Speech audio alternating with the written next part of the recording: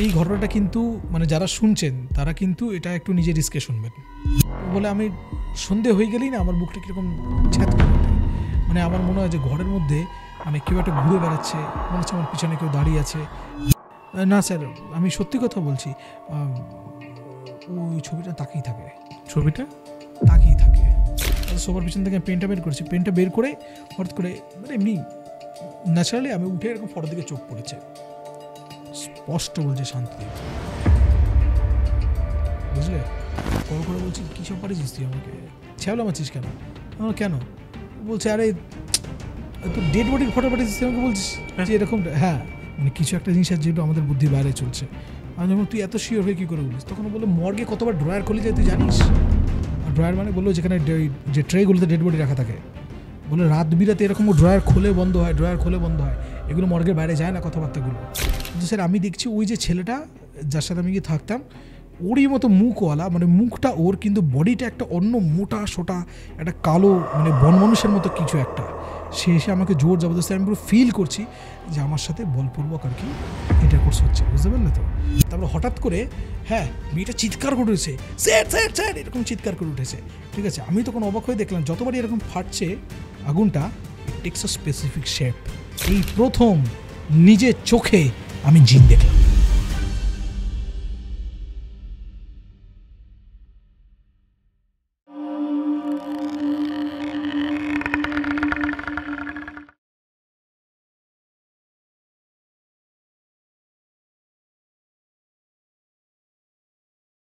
শুক্রবারের রাত আর রাত 9টা মানেই হরর মাইন্ডসে হরর পডকাস্ট। আজকের পডকাস্টে আমাদের সাথে রয়েছে পারিজাত। পারিজাত, কেমন আছো? খুব ভালো আছে, তুমি কেমন আছো? আমি তো খুবই ভালো। আপনাদের আমি যেটা প্রত্যেক শুক্রবারই বলি সেটা আবারও বলি, যে আপনাদের কাছে আপনাদের শোনা বা আপনাদের সাথে ঘটা কোনো ঘটনা থাকলে পুরো ঘটনাটি অডিও রেকর্ড করুন এবং নিচে একটি নাম্বার যাচ্ছে, সেই নাম্বারে আমাদের হোয়াটসঅ্যাপ করে দিন। আমরা সেই ঘটনা শুনবো এবং তারপর আপনাদের এখানে ডেকে নেব। আর একটা বিষয়, অবশ্যই চ্যানেলটি সাবস্ক্রাইব করুন। আমি বারবার এটা বলছি যে এটা হরর মাইন্ডস বাই শান্তদীপ, ইউটিএস নয়। সো হরর মাইন্ডস নতুন চ্যানেল, তো সাবস্ক্রাইব করুন। এবার আসি পারিজাতের কাছে। পারিজাত, আজকে কী ঘটনা এনেছো? আজকে আমি একটা এমন ঘটনা এনেছি যেটা হয়তো পুরো ইউটিউবের পডকাস্টের ইতিহাসে তুমি একমাত্র হবে যার কাছে এই ঘটনাটা মানে এক্সক্লুসিভলি থাকবে। তার কারণ এই ঘটনাতে জেনারেলি আমি যে ঘটনাগুলো বলে থাকি সেই ঘটনাগুলোর মধ্যে এই ঘটনা একটা ফারাক এটাই যে এই ঘটনাতে আমি তোমাকে একটা ফিজিক্যাল প্রুফ দেবো। আচ্ছা, একটা ছবি দেবো, যে ছবিটা তোমার যে ঘটনার যে লেজিটিমেসি সেটা সবাইকে প্রুফ করে দেবে। এবং এই ছবিটা একমাত্র মানে আমি আজ অবধি আর কোনো কোথাও দেখিনি যেখানে এই ধরনের ছবি আছে। একমাত্র হরর মাইন্ডসই সেই চ্যানেল হবে যার কাছে এক্সক্লুসিভলি এই এন্টিটিটার ছবি আছে। আচ্ছা, এবং যে জিনিসটা নিয়ে আমি এখন বলতে চলেছি, ঠিক আছে, এই ধরনের ঘটনা হয়তো চট করে কোথাও শোনা যায় না এবং অনেক মিথ আছে যেগুলো আমি আজকের এই ঘটনাতে ভাঙতে চলেছি। এবং এই ঘটনা এর আগে 1-2বার চেষ্টা হয়েছিল, কখনো ব্যাটারি ড্রেন হয়ে গেছে বা এরকম টাইপের। তো আজকে সেটা আমি তোমার কাছে এটা বলতে এসেছি। আশা করছি খুবই ভালো হবে ঘটনাটি, কারণ তুমি আসা মানে একটা ভালো ঘটনা, এটা দর্শকের একটা এক্সপেকটেশন থাকেই। এখানে একটা জিনিস বলে রেখে দিই যে ঘটনাটা কিন্তু লাইভ ঘটনা, সলভ কেস নয় কিন্তু। আচ্ছা, এখনও চলছে? এখনও চলছে। এবং আমি এটা যখন আমি আমার নিজের চালানো ট্রাই করেছি তখনও আমি কখনো বিভিন্ন রকম টেকনিক্যাল এরর হয়েছে, কখনো সমস্যা হয়েছে, রেকর্ড করেছি, সাউন্ড আসেনি। তো এই ঘটনাটা কিন্তু মানে যারা শুনছেন তারা কিন্তু এটা একটু নিজের রিস্কে শুনবেন, কেমন? তাই তাদের যদি কোনো রকমের অসুবিধা কিছু হয় যদি ঘটনা শুনতে শুনতে, তাহলে আমার মনে হয় যে তারা যদি চান তাহলে তারা কিন্তু একটু প্রিকশন নিয়ে তারপরে এই ঘটনাটা শুনতে পারেন। তবে আমি এটাও গ্যারান্টি দিচ্ছি এরকম ঘটনা কোনো দিন ইউটিউবে কোনো চ্যানেলে আগে আসেনি, কোনো চ্যানেলে হয়তো ভবিষ্যতে আসলেও আসতে পারে, কিন্তু এখনও নেই। এই হরর মাইন্ডস হলে কি এক্সক্লুসিভলি সেই চ্যানেল যে চ্যানেলে এই ঘটনাটি আসছে এবং এইখানে উইথ ফিজিক্যাল প্রুফ আসছে। তাহলে শুরু করো। ঘটনাটা হলো গিয়ে তোমার রাজারহাটের ঘটনা। ঘটনাটা যখন আমার সাথে মানে আমি ডাইরেক্টলি ঘটনাটার যে ওতপ্রোত পার্ট সেটা নয়, কিন্তু মানে ঘটনাটি একটি বাড়ির ঘটনা। তো সেই বাড়িতে আমি জড়িয়ে পড়ি। কেন না, পড়া থেকে আমি জড়িয়ে পড়ি। আমার তখন অফিস ছিল ইকোস্পেসে। তো ইকোস্পেস থেকে আমি যখন আমরা ফিরতাম তখন চিনার পার্ক দিয়ে ফিরতাম। তো চিনার পার্ক থেকে রাজারহাটের দিকে একটু গেলেই একটা জায়গা আছে, সেই জায়গাটায় কার ঘটনা এটা। এই যে ঘটনাটা তোমাকে বলছি, এটা হলো কি তোমার 2021-এর শেষ দিক থেকে আমার ইনভলভমেন্ট ছিল সেই ঘটনাটাতে। ঘটনাটা এরকম যে ওই এরিয়াতে আমার অনেক স্টুডেন্ট ছিল, তাদেরকে আমি তোমার ক্লাস 9-10 থেকেই পড়াতাম, 11-12 অনেক বাচ্চা কাচ্চা ছিল, তাদেরকে ম্যাথ আর ফিজিক্স পড়াতাম। তো এরকমভাবে ওইখানে একটি মেয়েদের গ্রুপ তৈরি হয় একজনের বাড়িতে। তো সেই যে বাড়িটি আছে, আমি যখন তাদেরকে পড়াতে ঢুকি তখন সে মাধ্যমিকের একটু আগে, 2022-এর যে মাধ্যমিক তার কিছু আগে ঢুকি আমি পড়াতে ওদেরকে। মোটামুটি আমি ধরো তোমার এই নভেম্বর মাস থেকে পড়ানো স্টার্ট করি। মানে ওদের অবস্থা খুব খারাপ ছিল, 3টে মেয়ে ছিল। তো যে মেয়েটির বাড়িতে বাকিরা পড়তে যেত, সেই মেয়েটির বাড়ি, ওদের একটা বড় হার্ডওয়্যারের দোকান ছিল, তার সাথে হলে গিয়ে তোমার মার্বেল পাথরের যে ব্যবসা সেই জিনিসগুলো ছিল। ওর বাবা যে সমস্ত সামনে ফ্ল্যাট ফ্ল্যাটগুলো তৈরি হচ্ছে সেইখানে বিভিন্ন রকমের বিল্ডিং ম্যাটেরিয়ালসে সাপ্লাই করতো, তারপরে হলে গিয়ে প্লাম্বিংয়ের যে সমস্ত কাজকর্মে যা কিছু লাগবে সেগুলো দিত ওরা। তো মেয়েটিকে যথারীতি পড়াতে শুরু করি, বাকি দুটো মেয়ে ওখানে পড়তে শুরু করে। এবং ওই যে বাড়িটিতে পড়াতে যেতাম সেই বাড়িটির একটু আমি ডিসক্রিপশানটা দিত বাকে।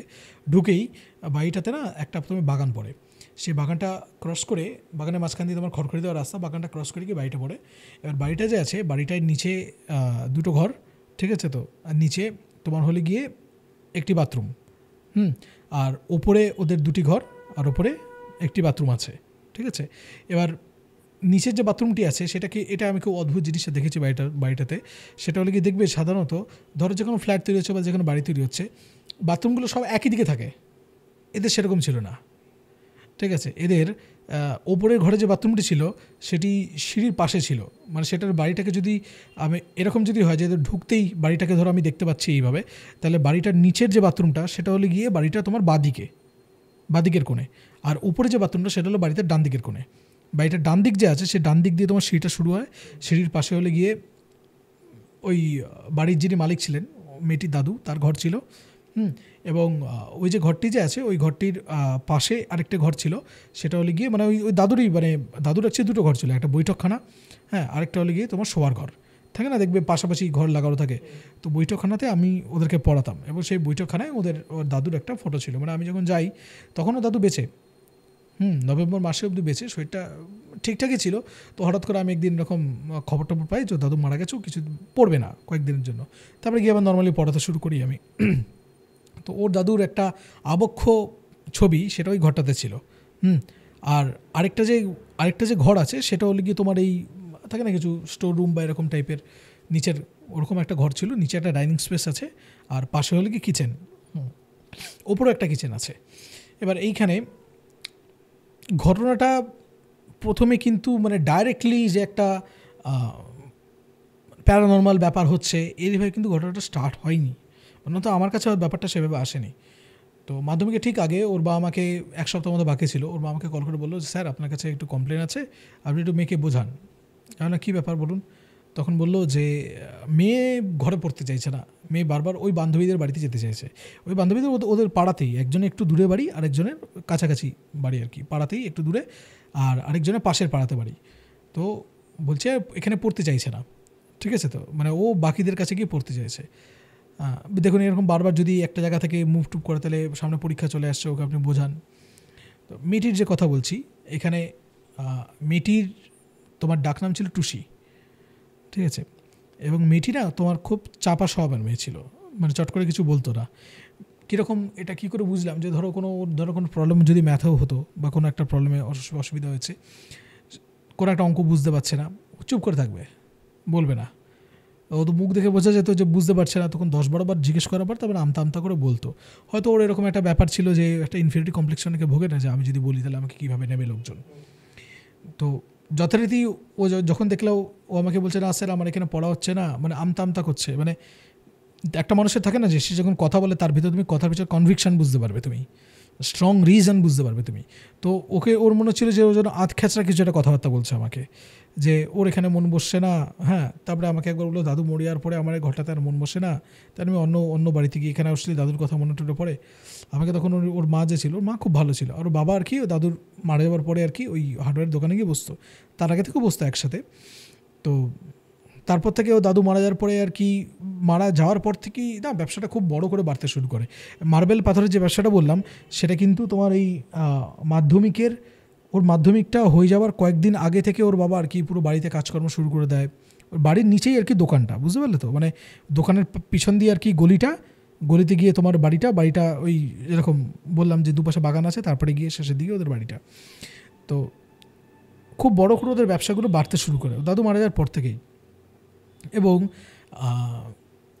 আস্তে আস্তে আরও কিছু কিছু ঘটনা ওখানে ঘটে, ঠিক আছে। ঘটনা ঘটে বলতে দেখো, ও যখন বলছে দাদু এরকম বলছে, এরকম মারা গেছে, মন টন বসে না, হতেই পারে হয়তো খুব ন্যাওটা হতো থাকবে। তো আমি তখন দেখলাম যে এখন যদি ওকে এই যে বোঝাতে যাই, এই ধরনের কথাবার্তাগুলো বলতে যাই, আমাকে সময় নষ্ট হবে। সময় যখন নষ্ট হবে তখন মাধ্যমিকের আগে এসব তো বুঝিয়ে কাজ নেই, যেখানে গিয়ে পড়তে পারলে পড়লুক, আমি তো ও কাজ দিলেই হলো। মেন কথাটা হলো কি পড়াশোনাটা। আমি তখন মাকে বললাম আচ্ছা ও যদি অন্য কোথাও গিয়ে ঠিকঠাক পড়ে যদি ভালো করে কিছু করে, মেয়েটি পড়াশোনা খারাপ ছিল না, ভালো ছিল, বেশ ভালো ছিল, কিছু করে তাহলে কি মানে কোনো অসুবিধা আছে? বলো না স্যার পড়লে তো কোনো অসুবিধা। আমি মাকে বোঝালাম দেখুন এখন আপনি যে এ বাড়ি ও বাড়ি এরকম যে করার চেষ্টা করছেন, না দেখুন ওরা কী ভাববে, আমার ওটা ম্যাটার করছে না। এখন ও গিয়ে যদি ওখানে পড়ে, আপনি একটু অপমান বা ওরা কী ভাববে, লোকে কী ভাববে, এটা একটু হজম করে নিন, ঠিক আছে। হয়তো বান্ধবীর মা তো বলবে না, ও তো বলবে সেই পর তুই এরকম থাকে না, মুখে তো বলে অনেক সময় অনেক কিছুই। ওর মা তাই ভেবেছে যে যদি বলে যে মানে তোমার একটা মানে অনুগ্রহে পড়ে আছে আর কি অন্যের বাড়িতে গিয়ে। তা আমি তো বললাম যে এইসব আপনি পরে ভাববেন, সামনে যেহেতু পরীক্ষাটা আসছে ওটাকে পার হতে দিন, তারপরে সেটা নিয়ে বুঝিয়ে বলা যাবে। এখন এগুলো করলে যদি মেয়ে যদি ঝামেলা যেরকম চাপা মেয়ে বেঁকে যদি বসে, তাহলে আপনার মুশকিল হয়ে যাবে। এখানে যদি পরীক্ষাটা খারাপ হয়ে যায় আপনি রিস্ক নিতে পারবেন তো সেটা। তখন ওর মা বুঝলো ব্যাপারটা, বললো ঠিক আছে যাক পড়তে। তো যখন পড়তে যাওয়ার পরে হ্যাঁ এবার ওর মা আমাকে একদিন কল করে আবার একটা কথা বললো যে স্যার ওখানে পড়তে তো যাচ্ছে এরকম, কিন্তু ও আর বাড়িতে মানে ওখানেই ঘুমিয়ে পড়ছে, এখানে আসছে না আর, পাড়ার মধ্যে। কিন্তু আমি তখন বললাম যে কী ব্যাপার এরকম হচ্ছে কেন? তো তখন আমি ওই অন্য যে মেয়ে আছে, আরেকটা মেয়ে যে ছিল ওর নাম ছিল তোমার মীনাক্ষী, ঠিক আছে। তখন আমি ওকে জিজ্ঞেস করলাম যে মীনাক্ষী কী ব্যাপার তোমার, মানে টুসি ডাকনাম বললাম, তোমাকে ভালো নামটা বললাম না, কারণ সবাই শুনছে তো এরকম টাইপের, চেপে গেল। তো ওর মীনাক্ষী যাচ্ছে, মীনাক্ষী তখন আমাকে বললো স্যার ও বাড়ি কী করে, তো ভয় পায়। আমি কই আমাকে এরকম কিছু বলেনি তো। তো বললো না ওরকম ভয়টাই পায়, ওর দাদু মরে যাওয়ার পর থেকে ওর খুব ভয় লাগে ঘরটাতে। আমার তুমি দাও ওকে। তো পাশে ছিল, তো ফোনটা বললাম কী ব্যাপার তোমার কী সমস্যা, বাড়ি যাচ্ছ না কেন? পড়তে এসো তোমার মাকে বুঝিয়ে দিয়েছি, বাড়ি যাও। এখন তোমার মা তো ওখানে ঝামেলাঝাটি করছে। তখন আর ওরা না অ্যাকচুয়ালি কী বলো তো, যে আমার কাছে এসেছিলো সেটা তুমি হলদিরামের কাছে একটা ডিফেন্স এনক্লেভ আছে, তো সেইখানে আগে আমার অনেক স্টুডেন্ট ছিল, বুঝতে পারলে তো। হ্যাঁ, তো ওর তার থ্রু দিয়ে ওরা আর কি খবরটা সেখানে পেয়েছিল। তো মোটামুটি ওরা ভরসা টরসা করতো তখন আমাকে।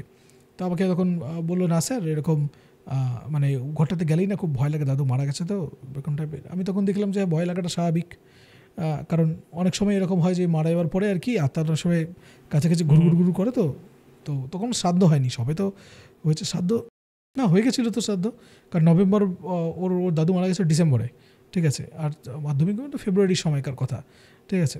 তো আমি তখন তোকে বললাম যে তাহলে একটা পিণ্ডদানের ব্যবস্থা করো এই টাইপের, পরীক্ষাটা হয়ে যাক, তো এখন এসব করো না, তুমি উপরে ঘরে যাও।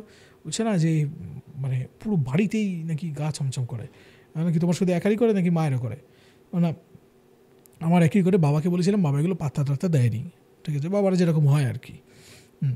তো ভদ্রলোক খুব একটা বেশি আমল টামল দিতেন, এবং ভদ্রলোকের সাথে আমার খুব কম কথা হয়েছিল।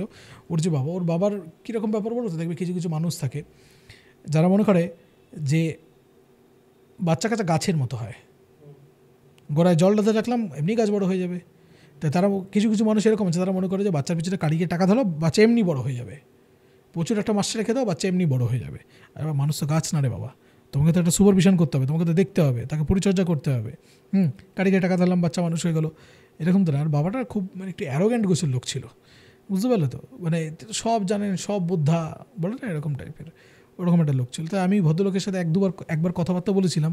তিনি এসে আমাকে জিজ্ঞেস করেছিলেন মেয়ে কীরকম পড়ছে, তারপরে তিনি একটা বিরাট বড় জ্ঞান মার্কা কথাবার্তা বলতে শুরু করেছিলেন। আমার ভালো লাগেনি জিনিসটা। আমি তারপরে আর উনি যখনই মানে ওনার সাথে পারতপক্ষে কথাবার্তা বলতাম না।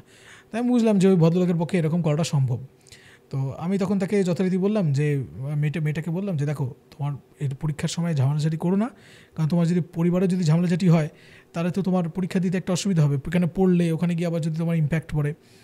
তো সেই সময় আর কোনো ব্যাপার স্যাপার হলো না, কিন্তু যথারীতি মাধ্যমিক পরীক্ষা হয়ে গেল। মাধ্যমিক পরীক্ষা হওয়ার পরও দেখি মেয়ে বাড়ি যায় না, ওই বাড়িতেই। হ্যাঁ, আমাকে এখানে থাকতে দিবি, মাঝে মাঝে এসে চলে যায়।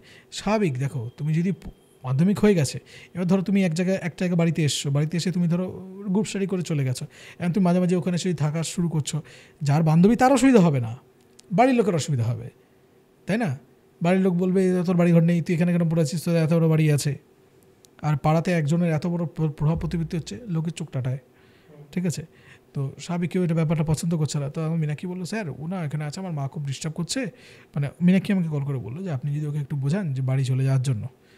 তো আমি তখন ওকে বললাম যে তুমি আর বাড়ি যাচ্ছ না কেন, ওকে কল করলাম আলাদা করে ফোনে, বললাম যে তুমি ওখানে থেকো না। না কেন, ওরা কি বলেছে? আমি বললাম যে ওরা কি বলেছে না বলছে সেটা তোমার জানা দরকার নেই। আর এটা জানো তো যে আমি দেখেছি আজকালকার বাচ্চা কাচ্চাদের মধ্যে মাধ্যমিক ক্রস করে যাওয়ার পরে না নিজেদের বিরাট হনু ভাবতে শুরু করে।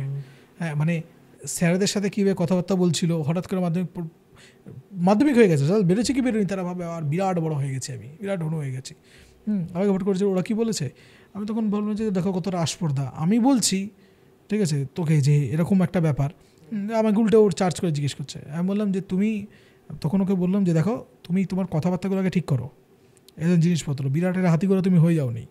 আর তুমি একটা বাড়িতে এরকমভাবে পড়ে আছো, এখানকার তুমি কি মনে করো যে ওরা খুব ভালো চোখে নিচ্ছে? নিশ্চয়ই ওরা ভালো চোখে নিচ্ছে না, তুমি বাড়ি যাও। তখন বললো স্যার কিন্তু আমি না বাড়িতে যেতে চাই না। আমি বললাম কেন, কী সমস্যা? বলে আমার খুব ভয় লাগে প্রচণ্ড। আমি তখন বললাম তাদের বাড়ি থেকে বলো পিণ্ডদানের ব্যবস্থা বা এই ধরনের জিনিসপত্রগুলো করতে। তখন যে তোমার কী ভয় লাগে? তখন বললো যে আমি তো নিচের ঘরে শুই, ওটা বাবা মা ওপরে শোয়। অ্যাকচুয়ালি ওপরে ঘরটা শুতে পারে না, তার কারণ ওপরে ঘরে বাবা মা প্রচণ্ড এসি চালিয়ে শোয়, মেয়েটার আবার সাইন্সের প্রবলেম আছে। তো নিচের ঘরে দাদুর যে ঘরটা ছিল সে দাদুর ঘরে ও এখন ফ্যান চালিয়ে শোয়। তো বলে আমি না ঘুমোতে পারি না ওখানে, মানে আমার খুব প্রচণ্ড ডিস্টার্ব হয়। আমি ওখানে মানে বসলে প্রচণ্ড অসুবিধা, সবসময় মনে হয় কেউ না কেউ আমাকে দেখছে। আর মেয়ের মাধ্যমিক হয়ে গেছে, মা পাড়ার মধ্যে ধরো বিকেল সন্ধ্যাবেলা এদিক ওদিকে গেছে, মেয়ে ধরো ঘরের মধ্যে আছে। তো ও বলে আমি সন্ধে হয়ে গেলেই না আমার বুকটা কীরকম ছ্যাত করে ওঠে, মানে আমার মনে হয় যে ঘরের মধ্যে মানে কেউ একটা ঘুরে বেড়াচ্ছে, বুঝতে পারলে তো? যেরকম আমি ধরো কোথাও বসে আছি টিভি দেখছি, মনে হচ্ছে আমার পিছনে কেউ দাঁড়িয়ে আছে, এরকম টাইপের। আমি তখন দেখলাম যে এটা খুব স্বাভাবিক ব্যাপার, এরকম হতেই পারে। পিণ্ডদান করলে, পিণ্ডদানের পরেও অনেক হয় না যে কীভাবে একটা মানুষ মারা গেছে তার উপরে সে অনেকগুলো দোষ পায়, এক পাত দ্বিপাত ত্রিপাত চতুষ্পাত এরকম দোষ পায়।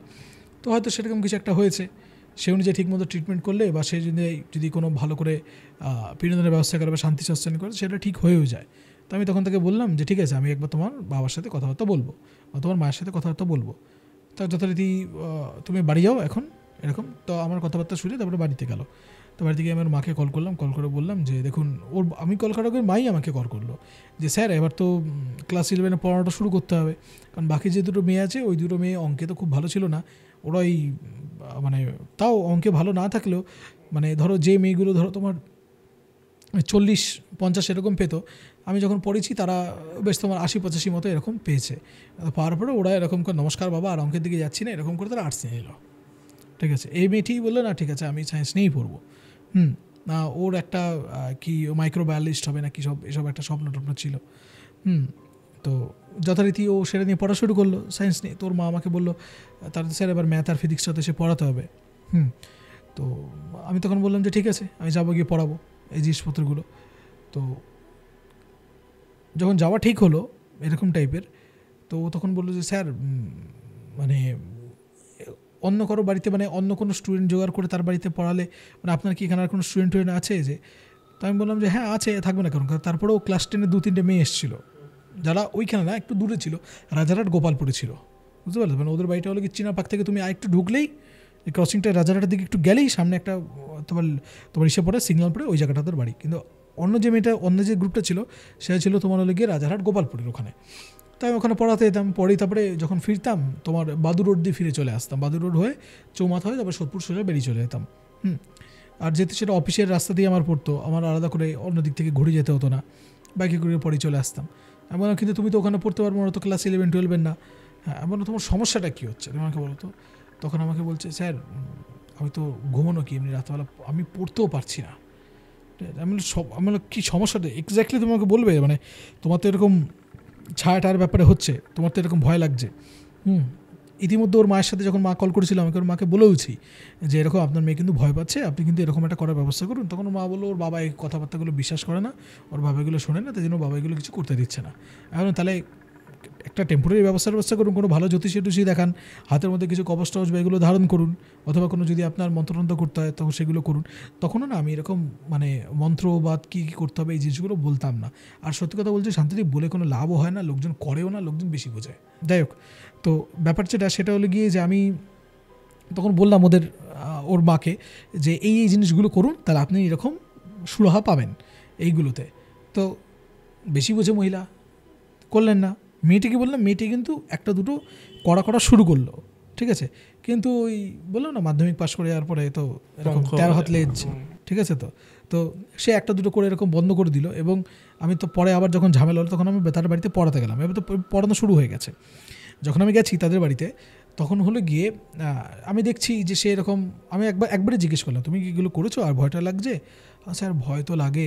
তুমি করেছো? না স্যার, আত্মসেবা করা হয় না। বুঝে গেলাম, ঠিক আছে, বললে না বলা আমি দেখো তুমি না করো তুমি ফাঁসবে, তোমার যদি ভয় মনে হয় তাহলে আমি তোমাকে সলিউশন দিয়ে দিয়েছি, তোমার যদি অসুবিধা হয় তাহলে তুমি সেটাতে ফাঁসবে। তখন ওনা দেখি বারো পড়তে সামনে এরকম দেয়ালে ওই যে বললাম যে ঠাকুরের ছবিটা আছে বারবার দিকে তাকায়, এরকম করে তাকায় আমি ওখানে তুমি কী দেখছো, এখানে যেটা করাচ্ছি সেটা দেখো।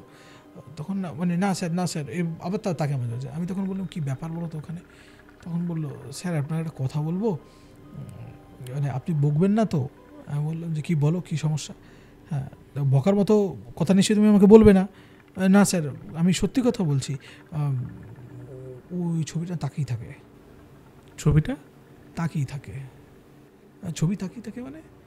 বললো আমি ঘরের এইখানে থাকলে যে কোনো জায়গায় এই কোণা ওই কোণায় গেলেও না ছবির দিকে এক দুবার চোখ পড়ে আমি দেখি ছবি এরকম করে তাকিয়ে থাকে,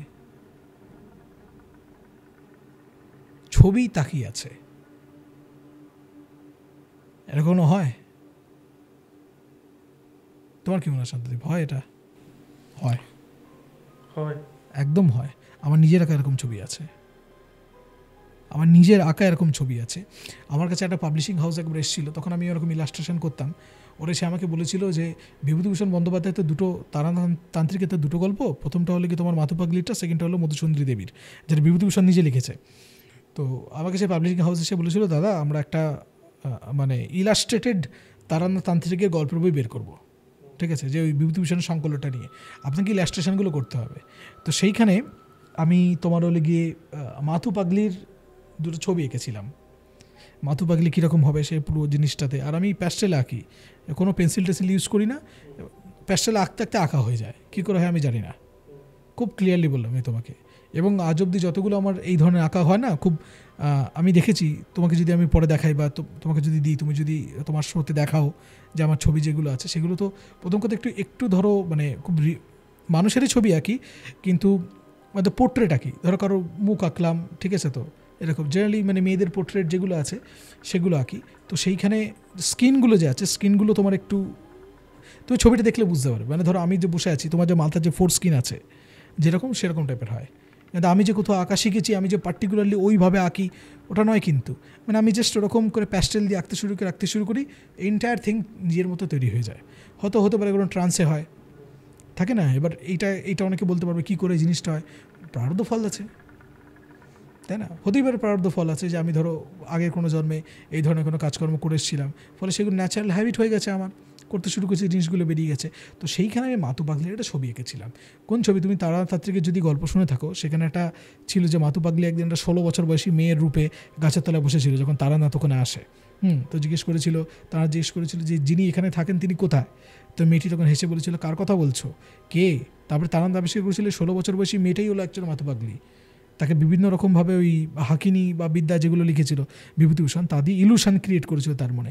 তো ওই ছবিটা আমাকে বলা হয়েছিল যে তুমি আঁকো, তো আমি ওটা এঁকেছিলাম।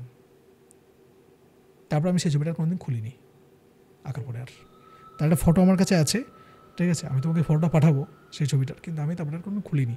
এবং আমি তারপরে ওই পাবলিশিং হাউসকে বলেছিলাম যে না, আমি কাজটা করতে পারবো না। দ্যাট ছবি ওয়াজ ভেরি ডিস্টার্বিং।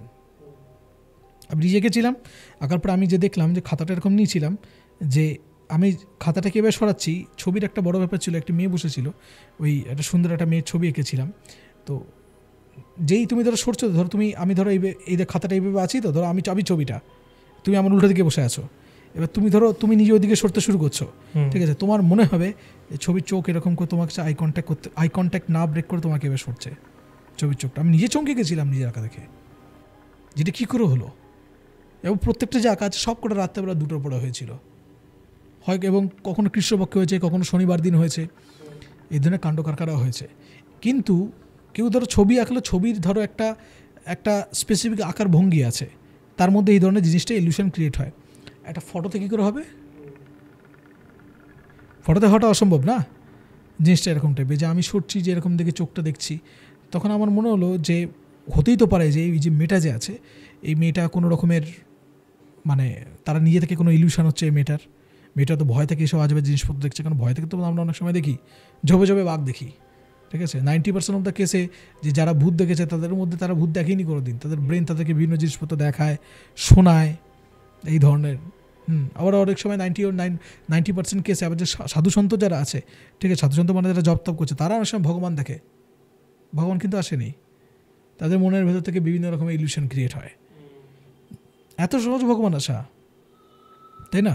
অল্প অল্প জিনিসের মধ্যেই তারা দুম করে এরকমভাবে চলে আসে। তো যথারীতি আমি তখন তাকে ওকে বললাম যে তুমি একটা কাজ করো, তুমি যদি এরপরে কখনো দেখো তুমি রেকর্ড করে রেখো। হ্যাঁ, এখানে সে কী করে রেকর্ড করবো? আমি বললাম তুমি যে কোনো গোপ্রো ক্যামেরা বা যা কিছু আছে এটা ঘরের মধ্যে 8 ঘন্টা তুমি ধরে পড়বে, তখন তুমি ক্যামেরাটা অন করে রাখো। অন করে রাখার পরে তবে যা দেখা তুমি সেটা দেখতে পাবে, এরকম টাইপের। হ্যাঁ, এবার তখনও ওই যখন কথাটা বলছি না, কোনো পাশে রান্নাঘর থেকে ওর মা তখন বললো এই চাটা নিয়ে যেত, তখন গেছে চাটা নিতে। এবার আমি উঠতে গিয়ে আমি তখন বললাম ঠিক আছে বাথরুম থেকে আসছি।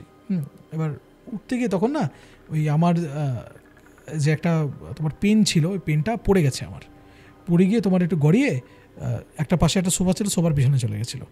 তা আমি ওখানে সোফার থেকে গিয়ে সোফাটা একটুখানি সরিয়ে পিছন থেকে তুলেছি। এবার ধরো ফটোটা ধরো এখানে আছে, এবার আমি ধরো ওই জায়গাটায় আছি, ঠিক আছে, ওই কোনাটা ধরো সোফাটা আছে বেশ খানিকটা দূরে, তোমার এই 5-6 ফুট দূরের মতো আছে। সোফার পিছন থেকে পেনটা বের করেছি, পেনটা বের করে হঠাৎ করে মানে এমনি ন্যাচারালি আমি উঠে এরকম ফটোর দিকে চোখ পড়েছে, স্পষ্ট বলছে শান্তিদেব, বুঝলে? ও ডাইরেক্ট আমার একদম ডাইরেক্ট আমার দিকে তাকিয়ে আছে, মানে পুরো আমি তো বলছি দেখো তোমার গায়ের কাটা খাড়া হয়ে যাচ্ছে, একদম মানে পুরো ফটোতে পুরো মনি ঘুরে যায় না, ওরকম টাইপের দেখে মনে হচ্ছে। আর হট করে পুরো চমকে উঠেছি, কী ব্যাপারটা হলো, মানে ঘাবড়ে গিয়ে এরকম তাকিয়ে দেখি, তারপর দেখি আর চোখটা ওদিকে আছে, নর্মালি আছে। তখন আমার মনে হলো এই মেয়েটা আমাকে কিছু একটা বলেছে, সেটা শুনে আমার ব্রেন ইলিউশন এরকম করেনি তো। আমি তখনকে কিছু বললাম না, ও আসলো এসে আমাকে চাটা দিল, তখন আমি বললাম যে আমি তো তুমি গোপ্রোর ব্যবস্থাটা করো। হ্যাঁ, না স্যার এটা আমি না করো, কারণ তখন আমি ইন্টারেস্ট নিয়ে নিয়েছি, কারণ আমার সাথে হয়ে গেছে তো একবার। এবার আমার এটা ভেরিফাই করা দরকার যে ও যেটা বলেছে সেটা কি এমনি বলেছে নাকি সত্যি সত্যি এটা এরকম হয়। তো তারপর ওর সামনেই জন্মদিন ছিল, তা আমি গোপ্রোকে গিফট করি জন্মদিন, তো খুব খুশি। তারপরে আমি বললাম যে তুমি ইউজ করো। তো তারপরে একটা এরকম আলমারি ছিল, আলমারির উপর রেখে দিয়েছিল গোপ্রোটা, এরকম পড়ছে ওইখানটাতে, ওই জায়গাটাতে, ওই দিক যাচ্ছে ওই দিক যাচ্ছে, এক বর্ণ মিথ্যা কথা বলে দিই এটা। তা আমি যখন, এবং জানো তো মানে কী বলো তো, খুব স্পষ্ট করে কিন্তু বোঝা যাচ্ছে না যে চোখগুলো সরছে, মানে খুব হালকা হালকা করে মনে হয় যে মানে একটু মুভমেন্ট আছে মনির। তুমি যদি বারবার ওই জায়গাটা রিমাইন্ড করে দেখো তুমি বুঝতে পারবে যে এরকম করে মুভমেন্ট আছে। আর গোপ্রোতে তো খুব বেশি স্পষ্ট করে তো ছবি দেয় না এরকম, কিন্তু তুমি বুঝতে পারবে যে ওখানে কিছু মুভমেন্ট আছে। আমি দেখছি এরকম ফাস্ট ফরওয়ার্ড করে দেখছি এখানে আছে, এখানে বসছে, কাজকর্ম করছে, এরকম আরগুলো এরকম করে সরছে। তখন আমি তখন বললাম যে তুমি কিন্তু তাকাবে না, তুমি যখন ওই 8 ঘন্টা বসে করবে তাকাবে না। তুমি এটা শুনেছিল আমাকে তখন যখন বললো যে স্যার এরকম হয়েছে আমি দেবো আপনাকে, তো আমি নিলাম গোপ্রোর থেকে ওর যে ইসেটা যে ছিল, চিপটা যে ছিল নিয়ে এসেলাম, নিয়ে এসে দেখলাম যে ঠিক এক বর্ণ মিথ্যা কথা বলছেন। আমি জীবনে এরকম কেস কোনোদিন দেখিনি। তখন আমি বুঝলাম যে তো মানে বড় সড়ো প্রবলেম, বেশ বড় লেভেলের প্রবলেম। তখন আমি ওর মাকে বললাম যে দেখুন আপনার একটা জিনিস দেখাই, আপনার তো ভয় লাগবে। তো তখন আমি ওর মাকে দেখালাম জিনিসটা, যে এটা কিন্তু ও কিন্তু রেকর্ড করেছিল এই জিনিসটা। ও মা থেকে খুব ভয় পেয়ে গেছিলো। ভয় পেয়ে গিয়ে তখন ওর বাবাকে জানালো, ওর বাবা এসে আবার উল্টা আমার উপর চোটপাট করে, স্যার আপনি এরকম ভয় দেখাচ্ছেন বাচ্চা কাচ্চাদেরকে। আমি বললাম দেখুন এখানে সত্যি সত্যি প্রবলেম আছে, আপনার যদি অসুবিধা হয় ভয় দেখাচ্ছি যদি মনে হয় ছেড়ে দেবো পড়ানো, চাই এখানে করাবো না। না না না আপনি না তো আপনি পড়ান। আমাদের সেটা না, মানে আমরা তো এইগুলো কোনো দিন দেখিনি, ঠিক আছে, আপনি দেখেননি বলেই যে আপনি তো এখানে বসে বসে কোনো দিন আন্টার্কটিকা দেখেছেন, তাহলে আন্টার্কটিকা নেই তা তো নয়, পোলার বিয়া দেখেছেন আপনি চোখে কখনো, তার মতো নেই তা তো নয়, এরকম অনেক জিনিসই আছে যেগুলো আমরা দেখিনি কিন্তু হয় এরকম টাইপের। তো ভদ্রলোক একটু চালাক টাইপের, বুঝতে পারলে তো। ও দেখলো কথাবার্তা এরকম বললো, বলার পরে করতে করতে চলে গেল। ও তো কথা বলার জন্য আমার জন্য এসেছিল, কথা বলা। তো যথারীতি এরপর থেকে না মানে ওই মাসের পরে আর 1 মাসের পরে কিন্তু আমি বাড়িতে পড়াতে পারিনি। তার কারণ ওর মায়ের খুব শরীর খারাপ হতে শুরু করে, প্রচণ্ড শরীর খারাপ হতে শুরু করে, বুঝতে পারলে তো। মানে প্রথম কিছু শারীরিক সিমটমস দেখা যায়, মানে দেখেই তুমি ভদ্রমহিলাকে দেখে বুঝতে পারবে তিনি শীর্ণ হয়ে যাচ্ছিলেন, চোখের তলায় কালশিরে পড়ে যাচ্ছিল, শুকিয়ে যাচ্ছিলেন তিনি, গালগুলো তোবড়ে যাচ্ছিল এরকম টাইপের। তো তখন যখন আমি ওকে জিজ্ঞেস করি যে তোমার মায়ের কি কোনো অসুখ হয়েছে, তখন বলে হ্যাঁ স্যার মায়ের না একটা গাইনোকোলজিক্যাল প্রবলেম হয়েছে, খুব সাংঘাতিক রকমের। আপনার কোনো গাইনোকোলজি ডাক্তার এরকম আছে চেনা? তখন কলকাতায় ডক্টর, তার নামটা কি, তোমার শেক্সপিয়ার সরণির দিকে তিনি ডক্টর খাস্তগির বসতেন, ঠিক আছে, এখনও তিনি বসেন, তিনি কলকাতায় খুব বড় একজন গাইনোকোলজিস্ট। তখন আমার মাও তার কাছে ট্রিটমেন্ট করেছিল, ডক্টর গৌতম খাস্তগির সম্ভবত। তো আমি তার নাম্বার দিয়ে দিই তখন, যে আপনি কন্ট্যাক্ট করুন, ইনি খুব ভালো। তো তারপরে ওরা কন্ট্যাক্ট করেছিল কি না সেটা আমি জানি না, হয়তো বা অন্য কোথাও কন্ট্যাক্ট করেছিল। তো আস্তে আস্তে না মানে ওর মায়ের অবস্থা এমন খারাপ হয়ে যায়, তো তখন আমাকে বলে যে আজকে মানে বাড়িতে না আয়া রাখতে হয়, বুঝতে পারলে তো, মানে ওর মায়ের হাঁটাচলাটা বন্ধ হয়ে যায়। আমি ভাবি কী এমন হয়েছে যে হাঁটাচলা বন্ধ হয়ে যাচ্ছে। তবে তখন মেয়েটাকে জিজ্ঞেস করাতে ও তো কিছু বলে না। তো তারপরে মীনাক্ষীতে আসতো ওরা এখানে এরকম। তো মীনাক্ষীকে জিজ্ঞেস করলাম, তখন মীনাক্ষী আমাকে বললো যে ওর মায়ের এরকম মানে সেই 2-3 মাস ধরে পিরিয়ডস হয়েই যাচ্ছে, হ্যাঁ মানে প্রচুর ব্লাড লস হয়ে যাচ্ছে, বুঝতে পারলে তো। তো তারপরে একদিন ওর বাবা আমাকে বললো স্যার বাড়িতে আর এরকম পড়ানোর এখানে কন্ডিশন নেই, আপনি একটা কাজ করুন, ওর মামার বাড়ি আছে হলদিরামে, আপনি ওখানে গিয়ে কাইন্ডলি পড়াতে পারবেন, ওখানে গিয়ে কদিন ধরে থাকবে। হ্যাঁ আমি পড়াতে পারবো, আমার কোনো অসুবিধা নেই, আমার তো আরও সুবিধা হয়, ঠিক আছে। তাহলে মানে ওই কদিন আর কি আমি গোপালপুরে পড়াটা অন্য কোনো দিন পড়িয়ে দেবো, আর হলদিরাম তো ডাইরেক্ট পথে, আর চীনা পার্কের দিকে ঢুকবো না। তো আমি বললাম ঠিক আছে পড়িয়ে দেবো আমি ওখানে। তো আমি যথারীতি গিয়ে তোমার ওখানকে পড়াতে শুরু করলাম। ওখানে গিয়ে আমি জানতে পারলাম, ওর কাছেই জানতে পারলাম যে ওর মায়ের বায়োপসি করতে দিয়েছে। আচ্ছা, বায়োপসি কখন করতে দেয়? আমার নলেজ নেই। সাসপেক্টেড ক্যান্সার, আচ্ছা, তখন বায়োপসি করতে দেয়, ঠিক আছে। এবং তাতে দেখা গেছে ওর মায়ের ইউটেরাসে ক্যান্সার আছে, পরবর্তী কয়েকদিন পরে দেখা গেল। তো সেই ইউটেরাসে ক্যান্সার থেকে কি ব্লিডিং হচ্ছে নাকি এটা তো আমরা খুব বেশি করে জানি না। তবে ওই ঘটনা শুরু হওয়ার 3 মাসের মধ্যে ওর মা কিন্তু মানে মারা গেল, জানো তো। তো যথারীতি মারা যাবার পরে তো সেদিন তো আমি গেছিলাম ওদের ওই বাড়িতে। তো বাড়িতে যখন গেলাম তখন স্বাভাবিক মানে মা মারা গেছে তো যাবই ওই জায়গাটাতে, ফেরার পথে আমাকে কেউ বলেনি সেরকম, কিন্তু শোনার পরে আমি খোঁজ নিতে গেছিলাম। কারণ মাঝখানেও ক্লাস করছিল না যখন বললাম আমার মা মারা গেছে যখনটাতে, আমি ওখানে গেছিলাম ওদের বাড়িতে ওখানে। তো প্রথম কথা দেখলাম বাবা না খুব একটা সন্তুষ্ট হয়নি যে আমি ওখানে গেছি, আমি বোঝার সাথে সাথে বেরিয়ে চলে এসেছি ওখান থেকে। তো ওখানে খুব কম লোক গেছিলো, পাড়ায় এত বড় একটা কাণ্ড হয়ে গেছে, সেখানে অনেক লোক যাওয়ার কথা কিন্তু খুব কম লোকজন গেছিলো। এবং তারপর থেকে দেখলাম আমার মা মারা যাওয়ার পর থেকেই না মেয়ে আর বাড়ি যেতে চায় না, মানে মেয়ে মা বাড়িতেই থাকছে। মেয়ে আর বাবাকে সহ্য করতে পারে না, ঠিক আছে। মানে ওর বাবার কথা কোনো জিজ্ঞেস করলে, বিশেষ করে বাবা মায়ের দিতে দেরি করতো, আমি যখন বলতাম তোর বাবা কি স্যালারিটা দিয়েছে, তো তখন ও আমাকে বলতো যে বাবা তো ফুর্তিবাজ, বাবা কোথা থেকে দেবে তোমাকে স্যালারি, এরকম বাবার নামে খুব বাজে বাজে কথাবার্তা বলতো। আমি বললাম দেখো এইসব কিছু তোমার বাড়ির প্রবলেম, আমি শুনতে চাই না, আমি তোকে পড়াতে আসি পড়ে চলে যাবো, এর বাইরে আমি কিছু জানতে চাই না। যেটুকু আমার জানা প্রয়োজন তোমার পড়াশোনার জন্য, তোমার সারাউন্ডিংয়ের ব্যাপারে, তুমি এদিক ওদিক ক্লাস টাস করছো না, এই জন্য তোমার মায়ের ব্যাপারে খোঁজ নিতে গেছিলাম আমি, আদার্স আমার জানার কোনো প্রয়োজন নেই এই জিনিসপত্রগুলো। তো কিন্তু আমি আস্তে আস্তে বুঝতে পারলাম যে মানে বাবাকে নিয়ে প্রচণ্ড একটা অসন্তুষ্টি আছে ওদের বাড়িতে। মেয়ে দীর্ঘদিন ওদের মা বাড়িতে থাকছে, অসন্তুষ্টি আছে, বাবাকে নিয়ে যাচ্ছে না। এবং না মেয়েটা আস্তে আস্তে মানে এমন একটা পরিস্থিতি হলো, হ্যাঁ ও বললো স্যার মানে ওর মা বাড়িতে একটা ঝামেলা শুরু হলো।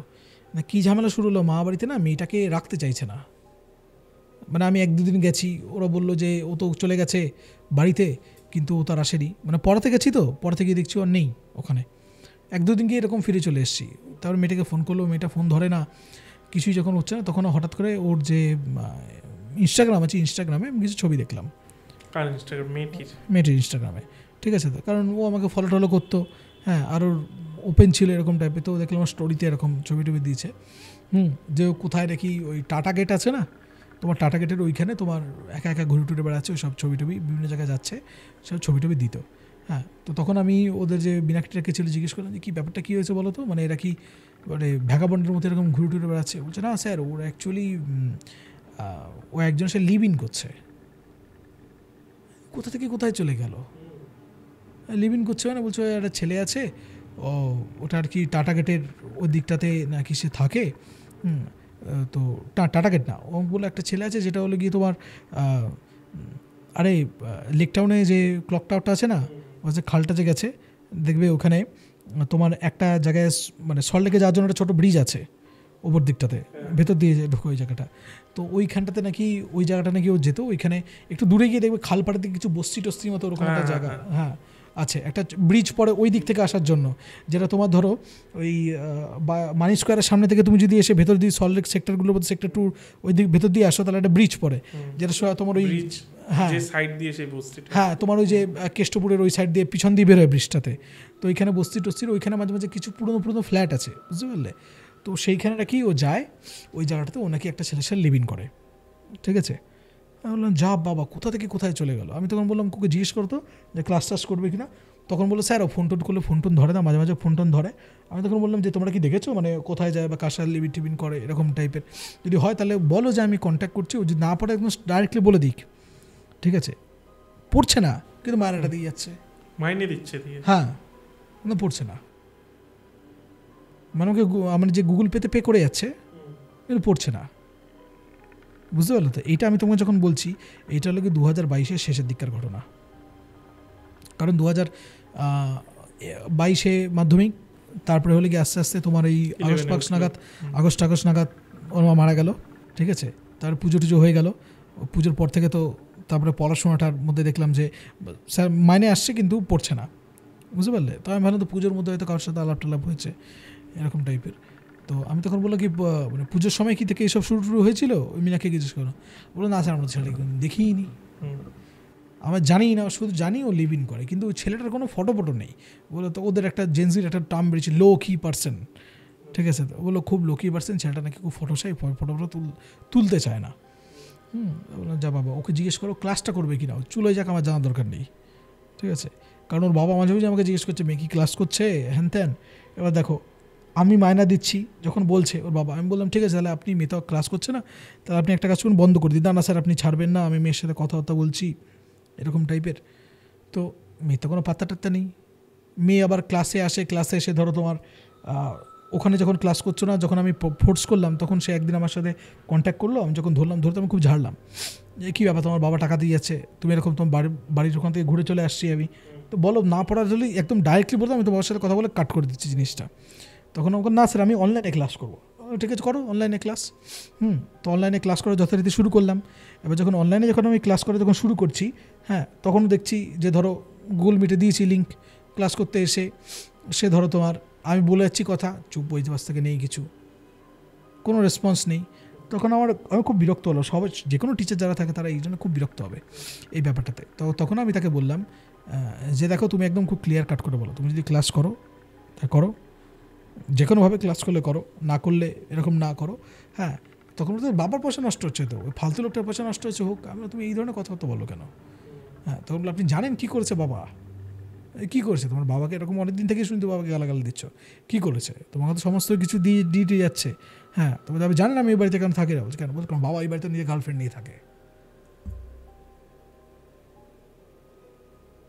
মানে তখন মা আমাকে কেন এখানে পাঠিয়ে দিয়েছিল মা বাড়িতে? কারণ ওর মা অসুস্থ হওয়ার পর থেকেই ওর বাবা নাকি অন্য কোনো একজন মহিলা আছে, সে বিবাহিত, তার হাজব্যান্ড নাকি আবার পঙ্গু, ওদের পাড়ার থেকে পাশের পাড়ার একটি, তার সাথে ফষ্টি নষ্টি করে ওর বাবা নাকি ওর মা যখন বেঁচে থাকতেই সেই ভদ্রমহিলাকে বাড়িতে থাকা শুরু করে। বাবার এই ধরনের কেচ্ছাপত্রগুলো যাতে মেয়ে না দেখে, মেয়েকে মা পাঠিয়ে দেয় মা বাড়িতে নিজের ভাইয়ের কাছে। এবার বুঝলে কেন যখন আমি ওদের বাড়ি থেকে হাজির হয়েছিলাম বাবা বড় খুশি হয়নি, এটা ছিল কারণটা। এবং তখন অনেক কথাও আমাকে বলে, আপনি জানেন যে মাকে বাবা মারতো শেষের দিকে, এরকম মার গায়ে এরকম নখের আঁচড় টাচড় থাকতো, এরকম গলার মধ্যে এরকম হাতে চাপা টাপা থাকতো, আমরা দেখেছি এরকম টাইপের। হ্যাঁ, তারপরে হলে গিয়ে যে মায়ের পায়ে কামড়ের দাগ টাগ থাকতো এই ধরনের। মায়ের পায়ের কামড়ের দাগ, বলো মা তো সেসব দিত ওই নাইটি ফাইটি পরেই তো, আমরা এখন মাকে নিটে যেতাম, যেরকম কালশিটে এরকম দাগ থাকতো, মানে দাঁত বসানো, মানে এরকম করে দাঁত যদি বসায় তার যেরকম থাকবে ওরকম। আমার তখন মনে হয় একটা লোক সে যদি বাইরে অ্যাফেয়ার করে সে তোর ওয়াইফের সাথে এরকম করবে কেন? মিলছে না ব্যাপারটা, ঠিক আছে। এমন তুমি কি এইসব যে বলছো তোমার বাবা তোমাকে, তুমি কোনদিন ফিজিক্যালি মারতে রেখেছো? বলছে না, বাবা তো বাড়িতেই থাকতো না, বাবা তো সেই সকালবেলা দোকানে, তো দোকান থেকে সোজা সেই ওই মানে খুব নোংরাভাবে ল্যাঙ্গুয়েজ দিয়ে বলেছিল, ও ওদের বাড়িতে যেত, তারপরে হলে গিয়ে আবার 1-2 দিন পরে এরকম ফিরতো। তখন আমি বললাম, তখন আমার খটকাটা লাগলো, 1-2 দিন পরে যে লোক ফেরে সে লোক মারে কখন? যখন আমি ওকে প্রশ্নটা করলাম যে তুমি বলছো তোমার বাবা থাকতো না, তা তোমরা মারতো কখন? তখন দেখলাম না যে প্রথমবারও হোঁচট খেলো, বলে হ্যাঁ, তাই তো। বলে কিছুক্ষণ ভাবলো, ভেবে বললো স্যার এটা তো আমি আগে ভাবিনি। আমি বললাম যে দেখো তোমাদের কোনো মিসআন্ডারস্ট্যান্ডিং হচ্ছে। বলছে না, মিসআন্ডারস্ট্যান্ডিং না, আপনি চলুন, আপনি এখনই চলুন, আপনি গিয়ে দেখবেন ওই নোংরা ওয়ার্ডটা ইউজ করে বললো, ও এখন ওখানে আছে, বাবার সাথে আছে, ঠিক আছে। এবার তখন আমি মিনাকে গিয়ে জিজ্ঞেস করলাম এই যে কথাগুলো বলছে সত্যি এগুলো? তাহলে হ্যাঁ স্যার, একদম একদম একদম 100% সত্যি। ওর বাবা একদম উচ্ছন্নে চলে গেছে, ওর বাবা এই ধরনের পাড়ায় সবাই জানে এই ধরনের কাজকর্মগুলো করে। এমনকি ওর মা, বললাম না আয়া রাখতো, ওর বাবা ওর মাকে মানে দাহ অবধি করতে নিয়ে যায়নি, বুঝতে পারলে। ওর মা নাকি মোড়ে নাকি প্রায় 1 রাত খাটের মধ্যেই পড়েছিল, ফোন করে পাচ্ছিল না। তারপরে ওর মামা এসছে, মামা এসে তারপরে ওই সেকে নিয়ে ওর মাকে নিয়ে তারপরে সে দাহটাও করে এসছে। ওর বাবা যায়নি শ্মশানে। ওর বাবা নাকি তখন ওই তার যে গার্লফ্রেন্ড আছে বা কে আছে তাকে নিয়ে গাড়ি করে নাকি ঘুরতে টুরতে বেরিয়েছিল। এবং ইতিমধ্যে ওর বাবা গাড়ির ব্যবসা খুলেছে, প্রভাব প্রতিপত্তি আরও বাড়ছে, বুঝতে পারলো তো, মানে পাথরের ব্যবসাটা বেড়েছে। ওর বাবা 3টে সুইফট কিনেছিল, সেগুলো আবার তোমার ভাড়াতে দিল। কিন্তু ওর মাকে যে ট্রিটমেন্ট করানোর জন্য যে নিয়ে যাওয়া হতো অ্যাপোলোতে, ওর মা কিন্তু বাস ফাস ধরে যেত, জানো তো। আচ্ছা, বা কোনো ভাড়ার গাড়ি করে, নিজেদের গাড়ি থাকতো, ওর বাবার কোনো গাড়ি দিত না তোর মাকে, এরকম টাইপের করে দিত। প্লাস মদ ফদ খেয়ে একদম যাতা অবস্থা। আমি এক্সপেক্ট করেছিলাম লোকটার কাছ থেকে, কিন্তু এতটা এক্সপেক্ট করিনি এই ধরনের জিনিসপত্রগুলো। তখন আমি বললাম যে যে তুমি যে আছো, তুমি এখন কোথায়? না আমি এক জায়গায় আছি। আমি বললাম এক জায়গায় না, তুমি কোথায় আছো? না স্যার এটা বলা যাবে না। আমি বললাম বলা যাক না যাক, তুমি আবার মানে উল্টোপাল্টা কিছু ফেসো না, কিন্তু আমি এরকম বিভিন্ন রকম শুনেছি তোমার ব্যাপারে কথাবার্তা।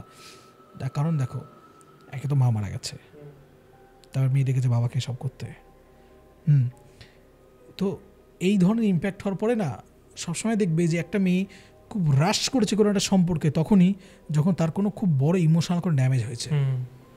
এবার বলছে লিভিন টিভিন করছে, বাচ্চা মেয়ে ক্লাস 11-এ পড়ে, কোথায় গিয়ে কার সাথে লিভিন করছে সে কে জানে, তাই না? এবার এও ধরো কোনো একটা ব্যাপারে ফেসে টেসে যেতে পারে, সাংঘাতিক রকমের। তা আমি যেটুকু তাকে বলা প্রয়োজন আমি সেটুকু বলে দিলাম যে তুমি যা করবে ভেবে চিনতে কিন্তু করবে। তখন তুমি কি ক্লাস যেখানে যাও ওখান থেকে কি করো? হ্যাঁ স্যার আমি ওখান থেকেই করি। ঠিক আছে, ওখানে নেটওয়ার্ক পাওয়া যায় না, তো তাই জন্য আপনার সাথে ওরকম কথাবার্তা মানে পুরোপুরি আমি অনেক সময় নেটওয়ার্ক চলে যায়, রিপ্লাই দিতে পারি না, ফালতু কথা। ওটা বুঝে গেলাম যে নেটওয়ার্ক চলে গেলে তো থাকতোই না, তাই না? আমি দেখতে পাচ্ছি ওখানে আছে, জয়েন করেছে ক্লাসে, কথাবার্তা বলছে না।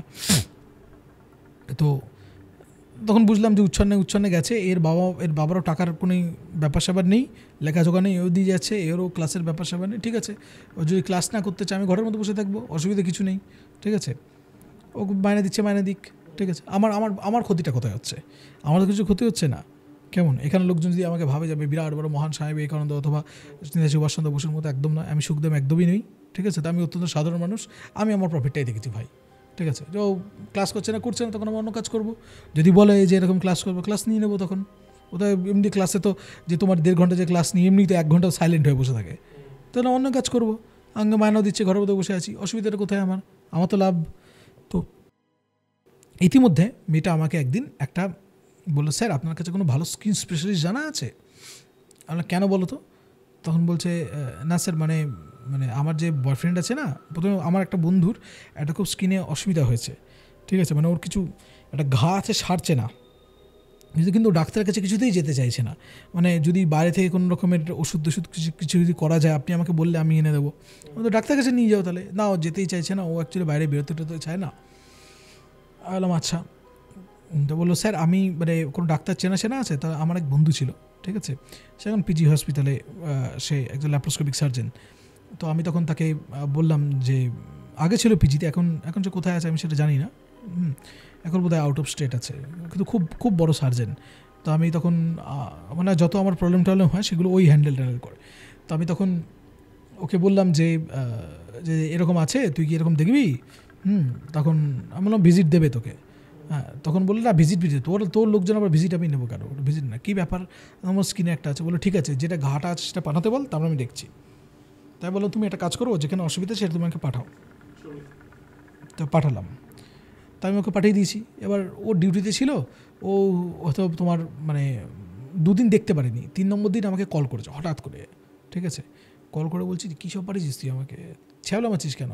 আমার কেন? ও বলছে আরে তুই ডেড বডির ফটো পাঠিয়েছিস আমাকে, বলছিস যে এরকম। হ্যাঁ, তুই ডেড বডির ঘা কাটা ছাড়া দিয়ে ফাজলে মারছিস ঠিক আমার সাথে। কেন, কোথায় ডেড বডি? আমাকে পাঠালো তো মেয়েটা, আমি স্ক্রিনশট তুলে দেখালাম যে দেখ এরকম আমাকে পাঠিয়েছে। তখন ও না বললো আমি ওকে একটু পরে কল করছি বলে, তারপরে ও তখন ডিউটিতে ছিল, বাড়িতে এসে আমাকে তখন কল করে তখন বলছে যে তোকে কে পাঠিয়েছে এটা? বলছে তা বলে মেয়েটা কী কোথা থেকে পেয়েছিস তুই মেয়েটাকে? তাহলে মেয়েটা এরকম আমার কাছে পড়তে হতো। তখন আমার পড়ানো বন্ধ করে দে, ফার্স্ট থিং ই সেড, পড়ানো বন্ধ করে। বলে কেন? বললো আরে তুই বুঝতে পারছিস না, ও তোকে যে ছবিটা পাঠিয়েছে, স্কিনের যে ছবিটা পাঠিয়েছে যে জিনিসের, এটা যেহেতু আমার যেহেতু ডাক্তারি সেন্স আছে তত অনুযায়ী এইগুলো this are the dead sales. মানে একটা ধরো এরকম হাতের একটা জায়গা পাঠিয়েছিল, অনেকটা ধরো মাঝখানে ঘাটা আছে, তার পাশে এরকম ধরো ফটো পাঠিয়েছিল, ঠিক আছে? তো বলেছিল দেখ আমরা তো সমস্ত ডাইসেকশন করে অ্যানাটমি, ও তখন পড়াতো, ও তখন প্রফেসর ছিল, তখন এরকম বললো যে দেখ এটা কিন্তু মানে যে লাশ যে আছে, লাশের বডি কিন্তু এরকম হয়, স্কিনের টেক্সচার কিন্তু সেরকম বলছে। এবং আরও আমাকে জুম করে দেখালো, দেখলাম এরকম ছোটো ছোটো না, মানে লার্ভা ম্যাগট যেরকম হয় না সেরকম আছে। আমাকে বলে যে ম্যাগটগুলো দেখতে পাচ্ছিস, মানে ছোটো ছোটো যে পোকাগুলো হয়, দেখবে মরে গেলে এক ধরনের পোকা হয়, দেখেছো সেরকম। আমাকে বলে এই যে পোকাগুলো তুই দেখছিস, এটা বলে দিচ্ছে, ও যে বলছে না ঘাটা ইনফেকশন হয়েছে, এখানে পোকা হয়েছে, আমিও পোকা দেখতে পাচ্ছি, ছোটো ছোটো চালের মতো দেখাচ্ছিল। ও তখন আমাকে বললো এগুলো চাল না, এগুলো ছোটো ছোটো ম্যাগট। কোনো দিন কোনো জ্যান্ত প্রাণীর বডিতে ম্যাগট হয় না, একদম স্পষ্ট করে আমাকে বলে দিল। আমাকে বললো হয় ও তোর সাথে একটা ইয়ার্কি ফাজলি মারছে, মেয়েটা খুব ঝাড় দে ওকে, ঠিক আছে? তো আমার সময় নষ্ট করিস না, অথবা যদি সত্যি কথা বলে থাকে তাহলে কিন্তু she is in big trouble, ও কোনো ক্রাইমে জড়িয়ে পড়েছে। জিজ্ঞেস করতে পারো কেন এই কথাটা বললো?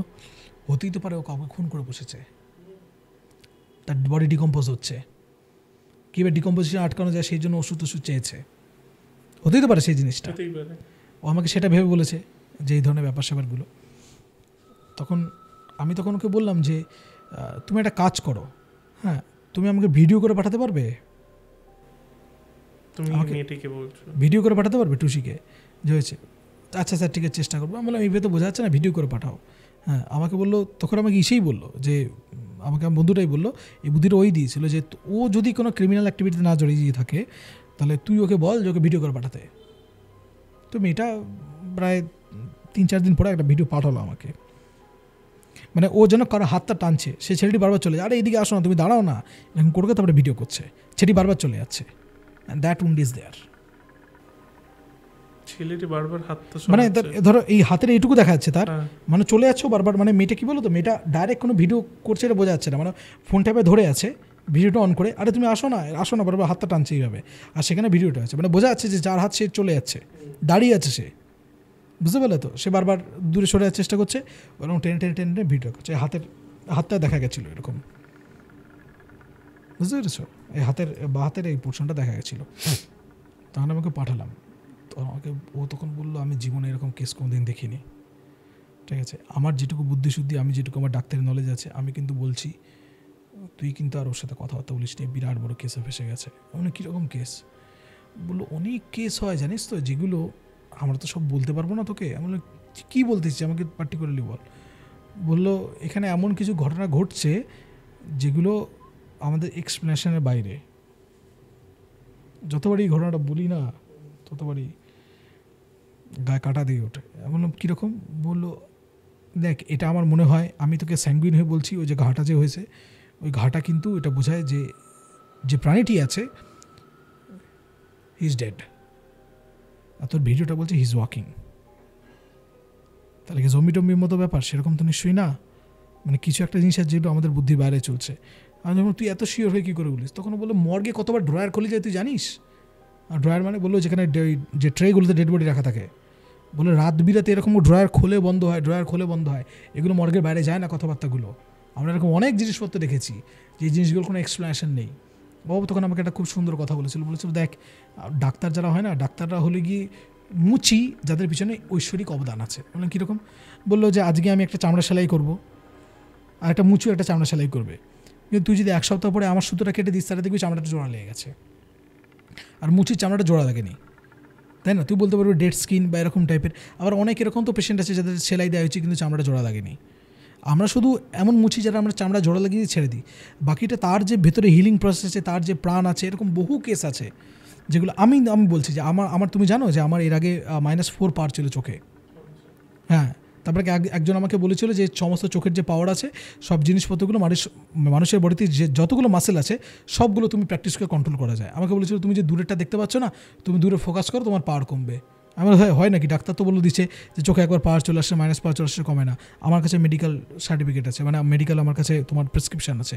আমার -3.75 থেকে এখন আমার চোখের পাওয়ার হলে গিয়ে -1.25, চশমা না পড়ে দূরে তাকিয়ে ফোকাস করে পাওয়ার কমে চলে এসছে। আমি পরে একটা ডাক্তার কাছে দেখাতে গেছিলাম, দোকানের নাম অবধি বলেছি, প্রেসিডেন্ট অপটিক্যাল, বউবাজারে দেখাতে অবধি গেছিলাম। সেখানে যে ডাক্তার আছে সে আমাকে বলেছিল আপনি এখানে ফ্রড করতে এসেছেন, আমি আপনাকে পুলিশের কাছে দেবো। হতেই পারে না, কারণ সে বিশ্বাসই করেনি যে চোখের পাওয়ার কমতে পারে। প্রচুর অনেক কিছু হয় মানুষের বডিতে, এমন অনেক জিনিসপত্র হয়। তুমি যদি পতঞ্জলির যোগসূত্র খুঁজে দেখো বা এই ধরনের, এমনকি তুমি আমাকে বলো না যে বহু ক্যান্সার পেশেন্ট আছে তারা শেষ অবধি ফাইট করে বেরিয়ে চলে আসেন, আবার বহু ক্যান্সার পেশেন্ট আছে একই লেভেলে গিয়ে তারা মরে যায়। কী করে মরে যায়? আমরা বলি তার মনের জোর ছিল। তাহলে মনের জোরটা প্রাণ কোথা থেকে জোগালো? মনের জোর কি এরকম টেনে প্রাণ ভেতর দিকে নিয়ে চলে এসছে? নিশ্চয়ই না। এখন যে মরণাপন্ন ব্যক্তি সে যদি বলে আমার খুব মনের জোর আছে, আমার 2-3 ঘন্টা বাঁচবে? নিশ্চয়ই বাঁচবে না। আবার অনেক সময় আমরা এরকমও খবর দেখেছি যে কেউ ধরো তোমার মরে গেছে, মরে যাওয়ার কিছুক্ষণ পরেই ধরো তার আবার পালস ফিরে চলে এসছে।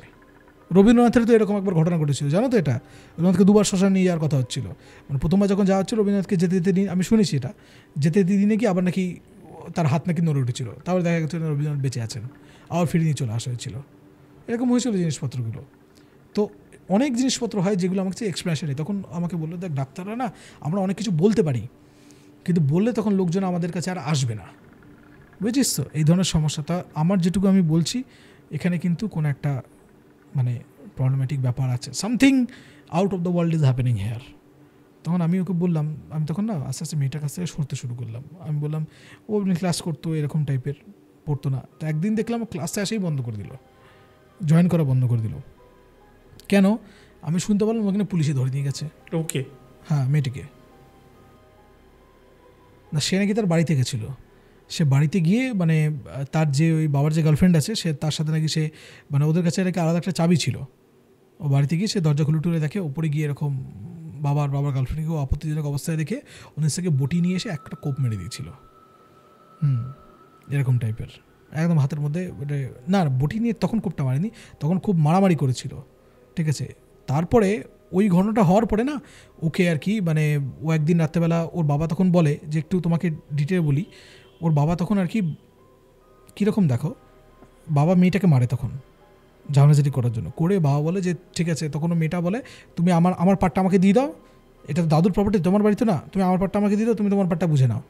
তখন ওরা ওই মাঝখানে বাড়ির মাঝখান থেকে পার্টিশন করা শুরু করে, বাড়ির মাঝখান থেকে পাঁচিল তোলে, ঠিক আছে? তোমাকে বললাম যে এই যে ঢুকে যে রাস্তাটা যে বাগানের পাশ দিয়ে গিয়ে তার একটা পাশে বাঁ দিকটা হলো গিয়ে ওর দাদুর ঘরটা, আর হলে গিয়ে ওপরে ওই সিঁড়ির জায়গাটা, ডান দিকটায় ওঠার জায়গাটা, ওপরে ডান দিকে একটা বাথরুম আছে, আর বাঁ দিকে হলে গিয়ে ওদের ঘরের নিচে যে বাথরুমটা আর স্টোর রুমটা ছিল। তো স্টোর রুম থেকে জিনিসপত্র বের করে ওখানে একটা মানে চৌকি পাতা পেতে ওখানেও থাকতে শুরু করে। ওই দাদুর যে জিনিসপত্রগুলো বা বাইরে থেকে কিনে টিনে নিয়ে এসে কোনোরকমভাবে ওখানে ওরকমভাবে ও থাকতে শুরু করে, বুঝতে পারলো তো? এবং ওর দাদু একটা কাজ করেছিল না, ওর দাদু নাতনিকে আর হলে গিয়ে নিজের ছেলেকে তোমার হলে গিয়ে হাফ ব্যবসা লিখে দিয়ে গেছিলো। এটা খুব কাজের কাজ করেছিল। তো কি বলেছে, তোমার ব্যবসা যে ইনকামটা আছে সেটা তুমি দাও, এরকম আমাকে দলিল টলিল আছে। এবং কোথা থেকে দলিল জোগাড় করেছিল আমি জানি না ভাই, কিন্তু আমার মনে হয় ওর মা যে আছে, ওর মামা যে আছে, মামার এখানে 100% সায় ছিল। কারণ মামা দেখেছে যে ওর মায়ের সাথে এই ধরনের উল্টাপাল্টা কাজকর্ম করেছে। তো সেই মামা তো সবসময়ই চাইবে যাতে তার যে ইসে যে আছে মানে তার হ্যাঁ, তার একটা যদি ব্যবস্থা করা যায়, তো আমার মনে হয় সেইখানে একটা লিগাল একটা সাহায্য ছিল ওরকম টাইপের। তো এরকম বাড়িটা ভাগ করে দেয়। বাড়িটা ভাগ করে দেওয়ার পরে কয়েকদিন পরে ও একদিন নাকি সকালবেলা উঠে দেখতে পায়, ঠিক আছে, যেটা মানে আমি এগুলো সমস্ত মীনাক্ষীর ওদের কাছ থেকে শুনেছি, যে ওই ভোরবেলা ওই যে ওর যে বাবার যে বিবাহিত মেয়েটি আর কি, বাবার গার্লফ্রেন্ড, সেরকম পাঁচিল টপকে আসে। পাঁচিল টপকে এসে ওদের যে মানে যে ইসের বাগানের যে সাইডটা আছে, ওখানে কলা গাছের নিচে কি একটা পোতার চেষ্টা করছিল, ঠিক আছে। এবার ও চট করে সকালে বেরিয়ে ওরকম দেখে, আর ততদিনও ওর কি মানে বিভিন্ন রকমের নেশাপাতি ধরে ফেলেছে। ওই যে সেই ছেলেটা যে আছে ওর কাছে যেত, ওখান থেকে হয়তো তোমার হলে গিয়ে সিগারেট গাঁজা ফাজা এগুলো ধরে ফেলেছে। লিভিনেজার সাথে থাকে।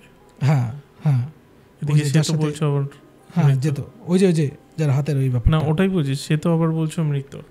হ্যাঁ মানে তুমি আস্তে যখন বলবো তখন তো বুঝতে পারবে। আচ্ছা, হ্যাঁ, কারণ আমরা তো ছেলেটাকে কোনোদিন দেখিনি, হ্যাঁ, কন্টিনিউ করো। কোনোদিন দেখিনি। ও যে যেটুকু আমাকে বলেছে যে ওর মনে হচ্ছে যে এই যে কেসটা, মানে ও বলেছে ওর ডাক্তারি জ্ঞান অনুযায়ী, আমার বন্ধু বলেছে ডাক্তারি জ্ঞান অনুযায়ী এটা দেখে ওর মনে হচ্ছে যে that person is not alive, সেটাই ওর এরকম মনে হয়েছে। তো যখন উপরে দাঁড়িয়ে দাঁড়িয়ে সিগারেট খাচ্ছিল, তো যখন দেখে ওই ভোরবেলা ওরকম মানে এই কাক ভোর যেটাকে বলে, তখন ওই ভদ্রমেলা এরকম এসে কিছু একটা পোতার চেষ্টা করছে। তো তখনও এরকম নিচ থেকে বেরিয়ে এসে রান্নাঘর থেকে বটিটা নিয়ে গিয়ে একদম হাতের মধ্যে দিয়েছে। তো সেটাতে রক্তরীতিকাণ্ড হয় স্বাভাবিক। তো তারপরে ওর বাবা আর ওর যে বাবার যে গার্লফ্রেন্ড আছে তারা গিয়ে এরকম পুলিশে খবর দেয়, তারপরে ওকে সে ধরে নিয়ে যায় মামা। আর তখন তো মানে ও মানে অ্যাডাল্ট তো না, ঠিক আছে, তো তখন ওই তোমার ছাড়ি দিয়ে চলে আসে। তো না তখন 18 হয়নি ওর। তো তখন ওর যে মামা আছে, মামা আর কি তোমার কি বেল করে নিয়ে চলে আসে, বলো তুই আর ওখানে থাকবি না, তুই এখানেই থাক, তোকে আর ওখানে যেতে হবে না, মানে ওই বাবার বাড়িতে, হ্যাঁ যেতে হবে না। এবং তারপরে মামার ওখানে যাওয়ার পর থেকেই মেয়েটার আর কি প্রচণ্ড রকমের মানে অসুবিধা হতে শুরু করে। অসুবিধা কীরকম, মানে খুব শরীর খারাপ হতে শুরু করে। ওর ওই গ্রিন ডায়রিয়া বলে একটা রোগ হয়, সেটা হয়, সবুজ পায়খানা যেটাকে বলে, একদম পুরো বেডরিডেন হয়ে যায় মেয়েটা, ঠিক আছে, ওটা হয়। তারপরে হলে গিয়ে হওয়ার পরেই না ওর আর কিছুদিনের মধ্যে একদিন খেতে না প্রচণ্ড রকমের বমি হতে শুরু করে, খাওয়াটা তার সাথে রক্ত পেতে শুরু করে। পরবর্তীকালে দেখা যায় যে ওর মানে যে গ্যাস্ট্রিক আলসার এই ধরনের জিনিসপত্রও হয়েছে। তো মোটামুটি 4-5 রকমের রোগ কিন্তু মেয়েটাকে ঘিরে বসে, সাথে সাথে পিসিওডি এই জিনিসগুলো হয়।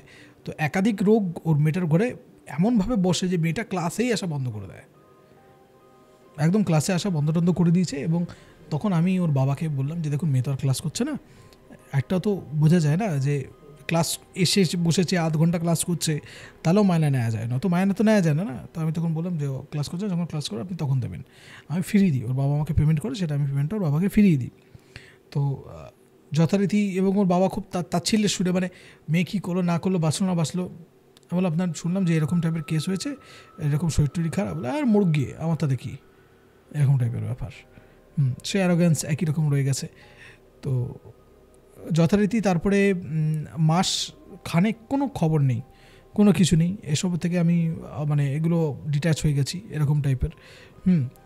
মাসখানেক পরে হঠাৎ করে ওই মেয়েটা আমাকে আবার কল করে, ঠিক আছে, টুসি আবার কল করে, টুসি, হ্যাঁ, যে স্যার আমি এরকম এখন একটু ঠিকঠাক আছি, হাসপাতাল থেকে এরকম এসছি, আপনার কাছে কোনো ভালো তান্ত্রিক আছে?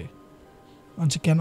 বলছে এরকম মানে তারাপীঠে গেলে তো অনেক কিছু হয়, কিন্তু আমার তো তারাপীঠে যাওয়ার অবস্থা নেই, মানে এরকম কোনো ভালো তান্ত্রিক অথবা জ্যোতিষী আছে যে মানে যজ্ঞটুকু করতে পারে, এরকম তন্ত্র যজ্ঞটুকু করতে পারে? আমরা কেন? বলে আমার মনে হচ্ছে আমার উপরে বান মেরে মানে কোনো রকমের ব্ল্যাক ম্যাজিক হয়েছে, টুকটাক করেছে। বলছি তুমি কী করে বুঝলে? তখনও আমাকে কিছু জিনিস বলে যেগুলো হলে গিয়ে ক্লাসিক একটা এক্সাম্পল, মানে প্রমাণ যে তোমার ঘরে কোনো প্রবলেম আছে। প্রথম কথা, এটা আমি আমার জীবনেও দেখেছি যে কোনো বাড়িতে যদি কোনো রকমের প্যারানর্মাল ইনসিডেন্ট থাকে বা প্যারানর্মাল কোনো এন্টিটি থাকে না, বাড়িতে অনেক শব্দ হয়, সোর্স খুঁজে পাবে না তুমি, ঠুকঠাক ঠুকঠাক বিভিন্ন শব্দ হচ্ছে, এটা নড়ছে ওটা নড়ছে, ছোটো ছোটো শব্দ, খুটখাট খুটখাট প্রচুর শব্দ হয়, কিন্তু খুঁজে পাবে না। আমার বেস্ট ফ্রেন্ড যখন আমার বাড়িতে গেছিলো, মানে আমার সেই বাড়ি, সে যখন বাড়িতে গেছিলো, আমার বাড়িতে গিয়ে ও কিন্তু রাত্রেবেলা ঘুমাতে আমাকে বলেছিল শুয়ে সকালবেলা উঠে, তোর ঘরে প্রচুর আওয়াজ হয় জানিস তো। আর মানে বললো ছোটো ছোটো আওয়াজ কোথা থেকে হচ্ছে বুঝতে পারছি না, কিন্তু অনেক আওয়াজ হয় তোর ঘরে, এইটা একটা। 2 নম্বর, তুমি খুব রিয়েলিস্টিক স্বপ্ন দেখবে, রোজ দেখবে, ভেরি ডিস্টার্বিং অথচ রিয়েলিস্টিক স্বপ্ন। এরকম স্বপ্ন না তোমাকে বাঘে খেয়ে ফেললো, চিবাচ্ছে, ঠিক আছে, তো তারপর তোমার হাতের হাড়গুলো নিয়ে টুথপিকের মতো করছে, এরকম না, কিন্তু মোটামুটি তুমি এমন এমন স্বপ্ন দেখবে যেগুলো তোমাকে ধরো ব্যথা দেয়। প্রিয়জন তোমাকে বিট্রে করছে, তারপর তোমাকে, যেমন আমার জীবন অনেক দিন চলেছিল কুমিরের স্বপ্ন, ঠিক আছে, আমাকে আমি দেখতাম জলে নামলে কুমির আমাকে তাড়া করছে, ঠিক আছে, আমি তো আবার নেক্সট লেভেল ছিলাম, আমাকে এরকম দেখতাম কুমির এরকম তাড়া করছে, তবে স্বপ্নের মধ্যে এরকম একদিন চেষ্টা মানে খুব পালাতাম, জলে নামলেই দেখতাম কুমির তাড়া করছে।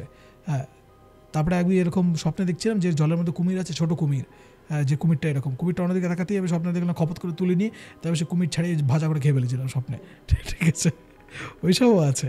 তো তারপর তো মানে কী বলো তো, যে মুদ্রা কথা, তোমার জীবনে এমন এমন স্বপ্ন হবে যে স্বপ্নগুলো তোমাকে খুব ডিস্টার্বড করবে প্রচণ্ড রকমভাবে, মানে তোমার মন পুরো খারাপ করে দেবে। এই ধরনের যখন ঘটনাগুলো হয়, এবং আমি এই তোমার চ্যানেলের মাধ্যমে আমি বাকি সবাইকে বলছি, যদি আপনার বাড়িতে এই ধরনের কোনো আওয়াজ হয়, যে আওয়াজগুলোর কোনো সোর্স খুঁজে পাচ্ছেন না, আপনি ভালো কাউকে দেখান।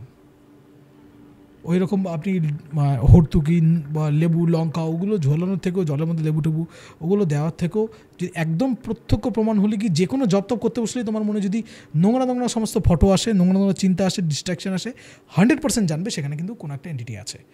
কারণ ওরা না এগুলো মানে পজিটিভ যে ভাইব্রেশন সেগুলো ওরা নিতে পারে না, ওগুলো সে নিতে চায় না। সবসময় ওরা কখনো, তুমি দেখবে শান্তদীপ, তুমি ধরো কখনো অনেকের সাথে এই ধরনের পড়াশোনা করতে করতে ডিস্ট্রাক্টেড ফোনের দিকে আসছে, কোথাও শুনছি কেউ ফোন ঘাটতে ঘাটতে ডিস্ট্রাক্টেড হয়ে পড়াশোনার মাঝখানে গেছে, শুনবে না তুমি। কেন? কারণ এরা সবসময় না, যে সমস্ত আমি বলি এদেরকে ঈশ্বর বিরোধী শক্তি, তারা চিরকাল মানুষের উন্নতি, যে কোনো উন্নতি, তোমার আর্থিক উন্নতি, শারীরিক উন্নতি, মানসিক উন্নতি, সাংসারিক উন্নতি, আর হলো আধ্যাত্মিক উন্নতি, এই উন্নতিগুলো তারা হতে দেবে না। কেন হতে দেবে না আমি জানি না। ওরা সবসময় চায় মানুষ খুব দুঃখে থাকুক, শরীর খারাপে থাকুক, বাড়িতে অশান্তি থাকুক, সংসারে সুখ না থাকুক, আর মানুষ একদম অধর্মী হয়ে যাক, ঠিক আছে। ওরা এই ধরনের তাদের এজেন্ডা থাকে। তো আমি সেই এক্সপিরিয়েন্স থেকে যখন আমাকে প্রথমে বললো যে স্যার এরকম বাড়িতে প্রচুর আওয়াজ হয়, আমি তখন একদম 100% বললাম যে তোমার কি মানে একটু শিওর হলাম যে, সে তখন বললাম তোমার কীরকম আওয়াজ হয়, মানে এমন অনেক আওয়াজ যেগুলোর তুমি সোর্স খুঁজে পাচ্ছ না। বলছে হ্যাঁ স্যার, খুব ঠুকঠাক খুটখাটা এরকম আওয়াজ হচ্ছে। আমি তখন বুঝলাম যে হ্যাঁ ঠিক আছে, এর প্রবলেম আছে। এবার আমি বললাম যে আমি তোমাকে একজনের দিতে পারি এরকম নাম্বার, যাকে আমার মনে হতো লোকটা জেনুইন, আমার মনে হতো যে না কিছু জেনুইন কিছু করে, কিন্তু সে কিছু করতেও না। প্রথমে আমাকে বললো যে আচ্ছা স্যার আপনার যে গুরুদেব আছে, গুরুদেবের দেবেন না? গুরুদেবের দেবো না। আমি প্রথম কথা, গুরুদেবের আমার নাম্বার নিজের কাছে নেই। তুমি আমাকে একবার বলেছিলে যে গুরুদেবের পডকাস্টের কথা, আমি বলেছিলাম যে আমার কাছে নাম্বার নেই, সেরকম গেলে ওনার কাছে ওরকম যেতে হয়। তো আর প্রথম কথা, উনি আমাকে এরকম বলতেন যে যখন তোর মনে হবে ইচ্ছা হবে তুই আমার কাছে চলে আসবি, সেরকম বলতেন। আর 2 নম্বর হলে গিয়ে যে গুরুদেব এই জিনিসগুলো নিয়ে না, মানে তিনি তো অনেক দিন মানে অনেক মানুষের এসব প্রবলেম নিয়েছেন, তার অনেক শরীর খারাপ হয়ে যায়। তিনি বলতেন যে তার বডিতে অনেক শারীরিক সমস্যা, তিনি বলতেন কম লোকের তো পাপ নেই, এখন সেটাতে আমি ভুগছি। তা আমি তাই জন্য বললাম যে তুমি ওইদিকে যেও না, হ্যাঁ, আর তিনি ওগুলো এন্টারটেন করবেনও না, আমি এতে জানা সত্ত্বেও পাঠাবো না। আমি তখন থেকে বললাম যে তারাপীঠে এরকম কিছু ভালো লোক আছে, তুমি তাদের সাথে কন্ট্যাক্ট করে থাকতে পারো। তো আমার কাছে একজন নাম্বার ছিল, আমি তার নাম্বারটা ওকে দিয়েছিলাম। তো ইতিমধ্যে একটা ব্যাপার হলো গিয়ে যে ও এই যে আমাকে যে ডেকেছে, এটা ডাকার আগে আরেকটা কাণ্ড করে বসেছে, সেটা আমাকে বলেনি। কোথা থেকে না বারাসাত না কোথায় গিয়ে একজন তোমার তোমার তান্ত্রিককে ডেকে এনেছিল যে আমার বাড়িতে এরকম যে ওর রক্ত বমি জমি যখন হচ্ছিল, তোমার যে গ্রিন ডায়রিয়া হচ্ছিল, এবং সেই বুদ্ধিটা এই যে মীনাক্ষী যে আছে, এর সমস্ত তো সব জানতে হবে। তো এরা বলেছিল যে এরকম চল, এরকম একজন আছে ভালো, এই তোমার হলে কি 25,000 টাকার ভূত, ওই যে যেগুলো 20-25টা ভূত আছে, এরকম নিশ্চয়ই কাউকে ডেকে এনেছিল। দেখো এরাও তো কিছু কাজকর্ম জানে, হয়তো বড় কিছু জানে না, কিন্তু ছোটোখাটো তো বদমাইশি কাজকর্ম তো নিশ্চয়ই জানে। হ্যাঁ, তুমি তাহলে আজে বাজে কিছু বলবে, দেখবে তোমার 2 দিন 3 দিন তোমার ধরো জ্বরটারও হচ্ছে, আমারও এরকম হয়েছিল, তোমার আর্থিক একটু হচ্ছে, খারাপ জিনিসপত্র যাচ্ছে, হ্যাঁ, ফাইন্যান্সিয়াল একটু ইনস্টেবিলিটি চলছে। মানে এরা ভালো কিছু পারে না, ক্ষতি করতে খুব তাড়াতাড়ি পারে, আর ক্ষতি খুব তাড়াতাড়ি করাও যায়। তুমি যে কোনো তান্ত্রিক এদের কাছে না, যারা দেখবে বলে আমি বিরাট বড় করতে পারি, এই করতে পারি, সেই করতে পারি, কালী মন্দিরে বসে গিয়ে তুমি দেখবে অনেকগুলো নরকরটি রাখা থাকে, মানুষের মাথা রাখা থাকে, খুলি রাখা থাকে। তো এরা অনেক সময় কী করে, আমি এর মধ্যে একবার দেখেছিলাম একটা খুলিকে টক করে নড়তে। আমি পরে জিজ্ঞেস করেছিলাম যে ব্যাপারটা কী। হ্যাঁ, আমার বেশ মজা লাগতো, আমার এগুলো ভয়টা লাগতো না। আমি তো ব্যাপারটা কী, তখন বললো যে ওই যে আছে যে একজন, মানে এই যে মেয়েটি গলা ধরে দিয়েছিল অপঘাতে, তো আমি তো খুলিটা ধরে নিয়ে এসে আমি তাকে বলেছি যে তুই যদি আমার এই কাজগুলো করতে আমি ছেড়ে দেবো, ঠিক আছে। তবে ছাড়েনি, ওকে ইউজ করে যাচ্ছে বিভিন্নভাবে। হ্যাঁ, আর বলে দেখে এই যে আমি গায়ের মধ্যে এই ধরনের জিনিসপত্র পড়ে আছি, আর যদি আমি এগুলো দেহবন্ধন না করি, রাত্রেবেলা ঘুমের মধ্যে আমাকে ঘাড় মটকে দিয়ে চলে যাবে। তখন দেখলাম যে না, ঘাড় মটকানো উচিতের। তারপরে আর তার কাছে যাইনি আমি। তার আগে আমি তাকে ভাবতাম, এই যাও বলছি, এটা বর্ধমানের একটা গ্রামের, সেখানে আমি গেছিলাম, একটা খুব মন্দির আছে সেখানে, খুব মানে দারুণ একটা নাম সেই জায়গাটার, লোকে ভাবে সেখানকার লোকজন খুব ভালো। পরে গিয়ে আমি এই ধরনের কাণ্ড কারখানা দেখলাম। আমাকে আজ অবধি যে কটা ভবিষ্যৎ প্রেডিকশন করেছিল সব ভুল হয়েছে। তো যথারীতি এরকমই একজনের কাছে ওরা গেছিলো, বুঝতে পারলে তো। এবার তাকে এনেছে, সে ওখানে এসে সে বলছে বাস্তু বিচার করতে হবে, এই করতে হবে। আর মেয়ের বাবা তো কত টাকা দিয়ে যাচ্ছে, তার তো টাকা জোগাড় কোনো লেখাটাকে নেই। তো সে এরকম টাইপের। এবার এখানে তুমি একটা প্রশ্ন জিজ্ঞেস করতে পারো, সে তার বাড়িতে কী করছে? তার কারণ যে ছেলেটির সাথে লিভ ইন করতো, তার মাঝখানে একটা ঘটনা ঘটেছে, বুঝতে পারলে না? কী ঘটনা ঘটেছে? তার বাড়ির দরজা সে খুলছে না। আচ্ছা, মানে ওইখানে কেউ খুঁজে পায়নি তাকে। বারো কলিং বেল টিপেছে, এরকম করেছে, ওর কাছে চাবি ছিল সেটা দিয়েও চেষ্টা করেছে, করে দেখছে দরজা খুলছে না। তখন ভেবেছে তো কোথাও চলে গেছে, তাই জন্য সে কদিন নিজের বাড়িতে থাকতে এসছে। এইখানেও একটা কেস আছে, আস্তে আস্তে যখন বলবো তুমি বুঝতে পারবে এই জায়গাটাতে। তো তখন ওরকম মিনাকি বলেছে যে এরকম তোর যে ওই যে জিনিস পুঁতে টুতে দিয়ে যাচ্ছিল, পরে ও নাকি বের করেছিল ঠোঙা ছিল, ঠোঙার মধ্যে কিছু একটা তোমার একটা মধু শিশি ছিল, তার মধ্যে নাকি কি একটা তাবিজ মতো কিছু একটা পোতা টোতা মানে ঢোকানো ছিল, আর সেটা একটা তোমার একটা মন্ত্রতন্ত্র লেখা একটা ঠোঙার মধ্যে নাকি গোল পাখি নাকি রাখা ছিল। সেই জিনিসটা তোমার ওখানে, এবং সেই মন্ত্রগুলো মানে কী একটা ব্যাপার, সেটা কোনো একটা ভাষায় লেখা, কোনো একটা হরফে লেখা, সেটা পড়তে পারেনি। সেটা দেখে ওই দুই বান্ধবীর মনে হচ্ছে ওদের উপরে কোনো বিরাট দুকতাক করেছে, ওরা উল্টে দুকতাক করতে চলে গেছে। আরে বাবা আমি আছি, আমাকে তো জিজ্ঞেস কর। ওর সে সমস্ত কোনো ধারে দিয়ে বেশি বোঝে, চলে গেছে, কাকে ডেকে নিয়ে চলে এসছে ওরকম। এবার সে বাড়ি ফাড়ি ঘুরে টুরে সে খুব গম্ভীর নাকি মুখ হয়ে গেছে। সে বলে আমি সামনে অমাবস্যার এই বাড়িতে একটা যজ্ঞ করব, ঠিক আছে? যজ্ঞ করে দিয়ে চলে গেছে। চলে যাওয়ার পর থেকেই তোমার বাড়িতে আরও প্রবলেম শুরু হয়ে গেছে। এবার থালা বাসন সব পড়তে শুরু করে দিয়েছে। এবার সেই ব্যক্তি যোগ্য করার সময় 50,000 টাকা নিয়ে চলে গেছে, বুঝতে পারলে? আর সেই যখন নাকি যোগ্য করতে এসেছিল তখন সে নাকি আরও দুজন মানে তোমার হলে গিয়ে উলেমা বলে না, মুসলমান, তাদেরকেও নিয়ে এসেছিল, ঠিক আছে? এইসব নিয়ে এসে সে যজ্ঞটজ্ঞ এইসব করে দিয়ে চলে যাওয়ার পরে তারপরে বিরাট একটা ঝামেলা যেটি এরকম ওদের বাড়িতে শুরু হয়ে যায়, সাংঘাতিক রকমের। ওই জন্যই ওরা আমার কাছে এসেছিলো যে আপনি কাউকে চেনেন এরকম। আমি তখন বললাম কী ঝামেলা হচ্ছে? স্যার ঘরে তখন থালা বাসন পড়ে যাচ্ছে, ঠিক আছে? রাত্রেবেলা ঘুমাচ্ছে, মনে হচ্ছে খাটটাকেও ধরে ধরে এরকম নাড়াচ্ছে। আর তো মেয়েটার মুখ দেখে বুঝতে পেরেছি আমি আর আছে। তখন ও কিছু বলছে না, ঠিক আছে? কারণ তখন না ওরা আমাকে ভিডিও কল করেছিল, বুঝতে পারলে তো, যে এরকম টাইপের স্যার এরকম আছে। তো আমি বললাম, তো ভিডিও কল ধরেছি, আমি বললাম কেমন আছো হ্যান ত্যান টাইপের। মিনাকি করেছিল, তবে মিনাকির সাথে ও ছিল। তো তখন আমি মেয়েটার মুখটা দেখে বুঝলাম যে এর আরও গল্প আছে, আমাকে বলছে না। তখন আমি ওকে বললাম তোমাকে মোলেস্ট করেছে? তো হ্যাঁ স্যার, আপনি কী করে জানলেন আমার করেছে কি না? হ্যাঁ স্যার করছে। রোজ যাতে করছে? রোজ যাতে করছে। কী দেখছো? বলছে স্যার আমি দেখছি ওই যে ছেলেটা যার সাথে আমি গিয়ে থাকতাম, ওরই মতো মুখওয়ালা, মানে মুখটা ওর, কিন্তু বডিটা একটা অন্য মোটা সোটা একটা কালো মানে বন মানুষের মতো কিছু একটা। সে এসে আমাকে জোর জবরদস্তি, আমি পুরো ফিল করছি যে আমার সাথে বলপূর্বক আর কি মানে ইন্টারকোর্স হচ্ছে, বুঝতে পারলে তো? শুধু মুখটা শুধুমাত্র ওই নাকি ছেলেটা, আর বাকি নাকি চেহারাটা নাকি মানে স্বপ্নের মধ্যে দেখছে, এরকম একটা বিতিকিচ্ছিরি ব্যাপার। এবং এটা জানো তো, আমি তোমাকে বলছি, আমি জানি না এটা কেন, এই মেয়েটা কিন্তু মিথ্যে বলছে না। আমি এরকম বহু 90% মেয়ের কথা শুনেছি যেখানে মেয়েরা কোনো রকমের ছেলে ভূতের দ্বারা উপদ্রুত হয়েছে এবং তার হয়েছে। কারো বাড়িতে ধরো কোনো মেয়ের কোনো উপদ্রব আছে, মেয়ে ভূতের উপদ্রব আছে, সেখানে কিন্তু এসব আমি শুনিনি কখনো। কিন্তু আমি দেখেছি কোনো মেয়ের যদি কোনো ছেলে ভূতের উপদ্রব বা কিছু থেকে থাকে তাদের বাড়িতে এই ধরনের, সেটা চেনার উপায় হলে গিয়ে জিজ্ঞেস করতে হবে তুমি করছো কিনা, তার মানে কোনো হয়েছে। এবং হচ্ছে মানে সে অন্তত বংশের কারোর দ্বারা হচ্ছে না, নিজের ব্লাড লাইনে কেউ এসব করে না। যদিও এর আগে ঘটনাটা আমি যেখানে বলেছি সেখানে এরকমও ব্যাপার, রেয়ার জিনিসপত্র তুমি হয়তো অলরেডি দর্শকরা সেটা শুনেছে। তো তখন আমি এটা জানার পরে তখন বললাম যে এইটা কি কবে থেকে হচ্ছে? বলছে স্যার ওরা যে ওদেরকে ডেকেছিলাম, ওরা এখানে করে গেছে, তারপর থেকে হচ্ছে। আর তুমি তো করতে গেলে কোনো জিনিসটা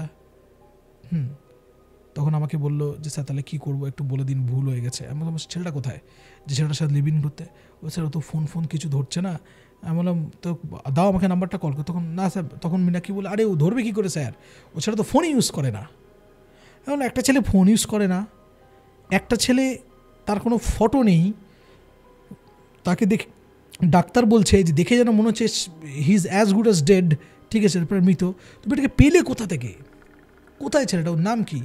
তখন ও বললো ওর নাম তো সায়ন, ও আমার এরকম এরকম রাস্তায় আমার দেখা হয়েছিল, আমি একদিন রাত্রেবেলা টাটা গেট দিয়ে ওখানে ফিরছিলাম, তো ওইখানে আমার সাথে দেখা হয়েছিল, বেশ কয়েকবার রাত্রেবেলা দেখা হয়েছিল, তারপরে নাকি মাঝে মাঝেই যখন ফিরতো তখন নাকি ছেলেটার সাথে দেখা হতো, তবে কথাবার্তা এগোয়ে হ্যানতে এরকম করতে মাঝে মাঝে দেখা টাকা করতে করতে, মানে ওখানে কি ওনার টিউশন পড়তে হতো, কেমিস্ট্রি টিউশন পড়তে হতো, এরকম দেখা টাকা হতে হতো, তারপরে নাকি ব্যাপারটা একটা সম্পর্কের দিকে যায়, তারপরে ছেলেটা মেয়েটা নাকি এরকম তার পরিবারের এই ধরনের গণ্ডগোল যেগুলো হচ্ছে সমস্যাগুলো বাবা যেগুলো করেছে সেগুলো বলে, তারপরে মেয়েটা নাকি ওই ছেলেটা নাকি বলে তোমার কোথাও থাকতে হবে না, তুমি আমার কাছে থাকো, আমার ফ্ল্যাটটা ফাঁকা আছে, তারপর নাকি সেটা সে ওই ফ্ল্যাটে নিয়ে যায়, ওই ফ্ল্যাটে গিয়ে নাকি থাকা শুরু করে। এমন তুমি প্রথম ওই ফ্ল্যাটে কবে গেছিলে? হচ্ছে অনেক রাত, প্রায় 1:30-2 নাগাদ হবে, ছেলেটা আমাকে এরকম আমার ওই রাস্তার মধ্যে হাঁটতে হাঁটতে হাঁটতে হাঁটতে নিয়েছিল। আমি তখন বললাম যে রাত্রেবেলা ওই অঞ্চল দিয়ে গেলে তো কুকুরটুকু কামড়ে দিত।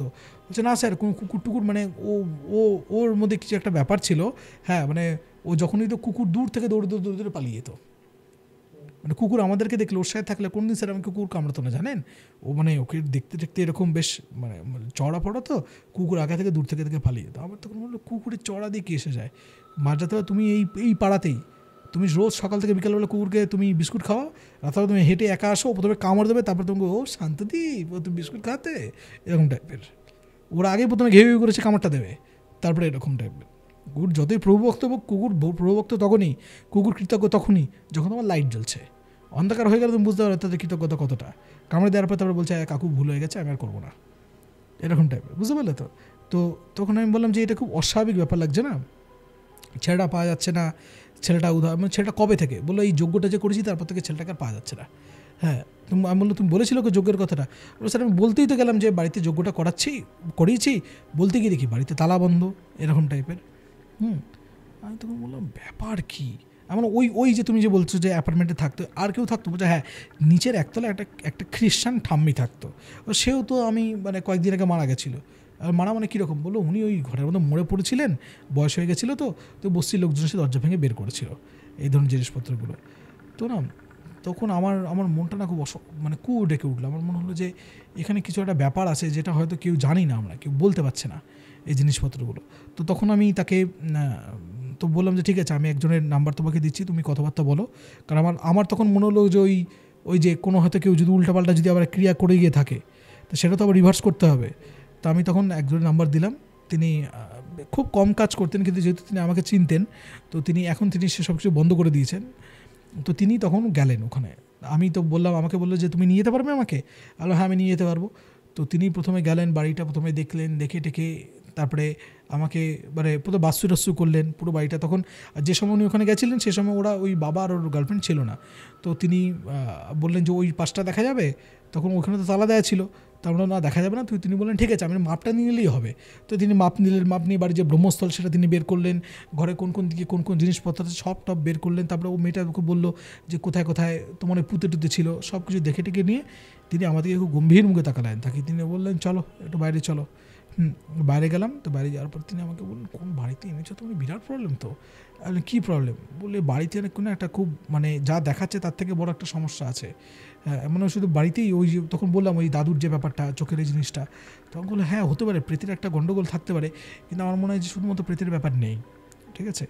তো তখন আমি বললাম যে দেখুন এরকম একটা ঘটনা ঘটেছিল যে ওর সাথে একটা ছেলে আছে, হ্যাঁ ওরও এরকম একটা স্কিন ডিজিজ হয়েছিল, আমি সেটা দেখিয়েছিলাম। তো আমার এক বন্ধু আছে ডাক্তার, সে এরকম বলেছিল যে ওই যে গায়ে যেরকম মানে পোকামাকড় হয়েছিল আর কি, ম্যাকট হয়েছিল, সেটা কিন্তু জ্যান্ত মানুষের বডিতে থাকা সম্ভব না, এই ধরনের ঘটনা ঘটেছিল।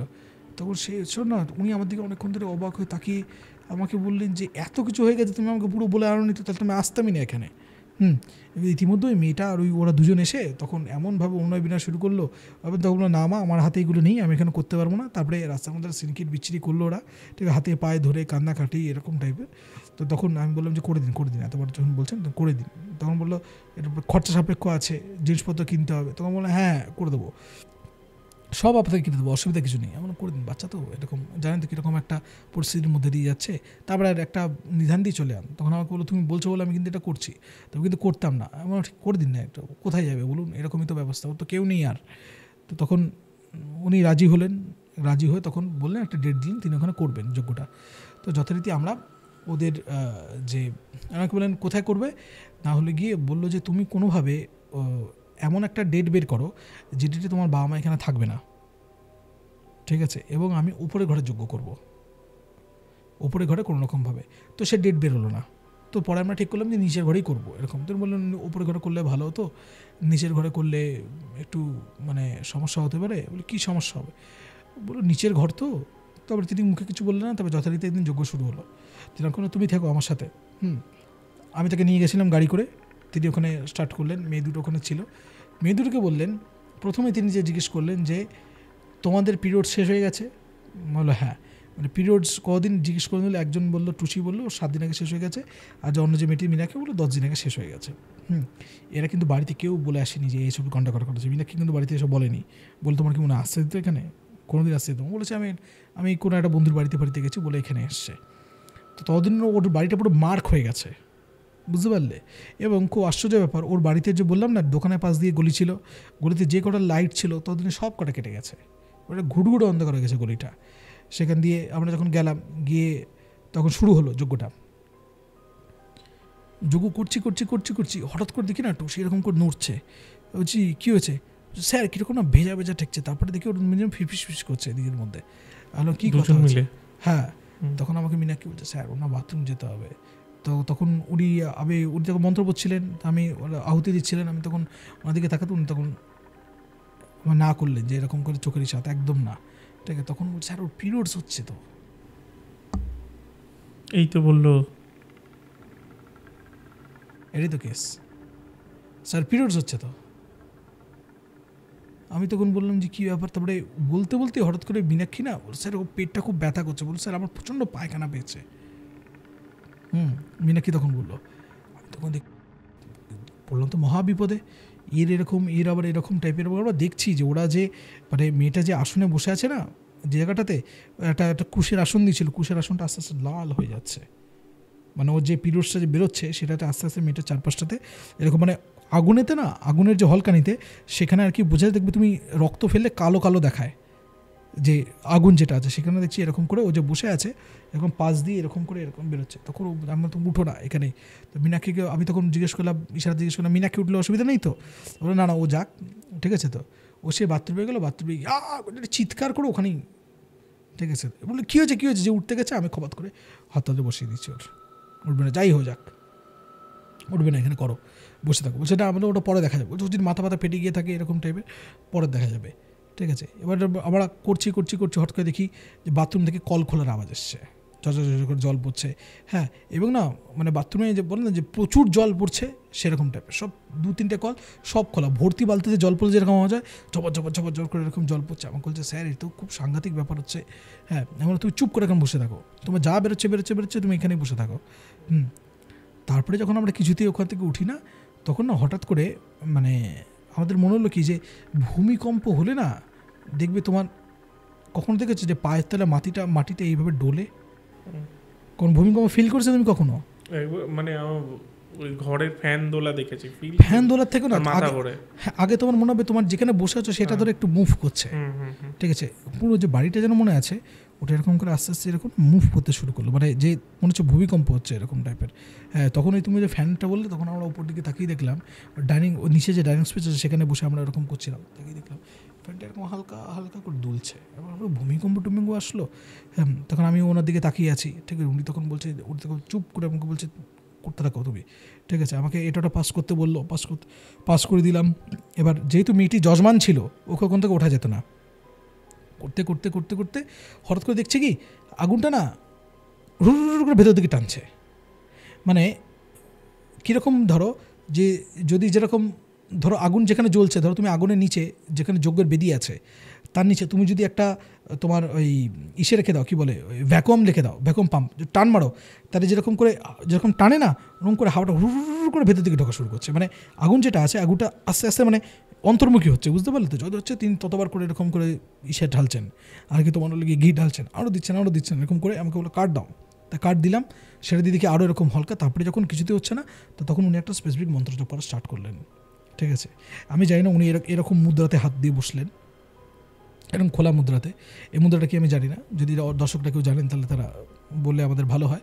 তো তিনি রকম করে বসা শুরু করলেন এবং তিনি যখন করতে শুরু করলেন তখন আগুনটা এবার উল্টো হলো, মানে এবার মানে বলবো না হলকা দিয়ে বেরোনো, মানে সিনেমাতে থেকে যেরকম ঘরে বিস্ফোরণ হলে যেমন আগুন বেরো, এরকম দুম করে হলকা দিয়ে এরকম করে বেরিয়ে এরকম করে, মানে ধরো আগুনটা আগে এতটা হচ্ছিলো তো ফেটে পুরো চাল অবধি যাচ্ছে, গিয়ে এরকম করে মিলিয়ে যাচ্ছে, আবার বেরোচ্ছে এরকম চাল অবধি মিলিয়ে যাচ্ছে, এরকম মিলিয়ে যাচ্ছে। তারপরে হঠাৎ করে হ্যাঁ মেয়েটা চিৎকার করে উঠেছে, স্যার স্যার স্যার এরকম চিৎকার করে উঠেছে, ঠিক আছে। আমি তখন অবাক হয়ে দেখলাম যতবারই এরকম ফাটছে আগুনটা, it takes a specific shape, তারপরে গিয়ে এরকম মিলিয়ে যাচ্ছে, আবার ফেটে একটা স্পেসিফিক শেপ নিয়ে মিলিয়ে যাচ্ছে, আবার ফেটে স্পেসিফিক শেপ নিয়ে মিলিয়ে যাচ্ছে।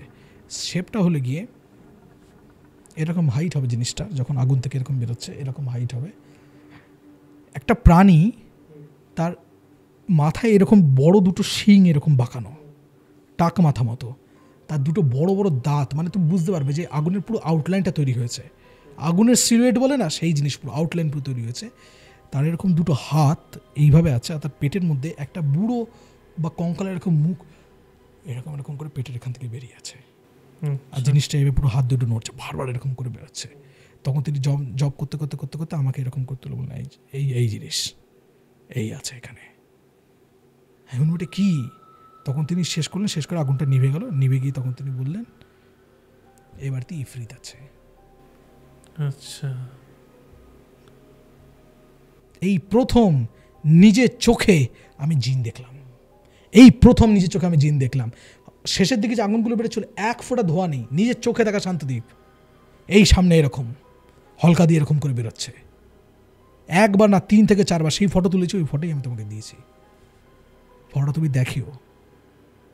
এই জিনিস যে হয় এটা দেখিও, যতদিন আমি নিজে দেখেছি আমি এগুলোতে বিশ্বাস করতাম না। আমার একটা ব্যাপার আছে জানো তো, যে আমি সব কিছু শুনেছি যে এই কাণ্ড হয়, এই জিনিসপত্রগুলো হয়, চোখে না দেখা অবধি আমি ফাইনাল ভেরিফিকেশান দিই না, নিজের চোখে দেখা।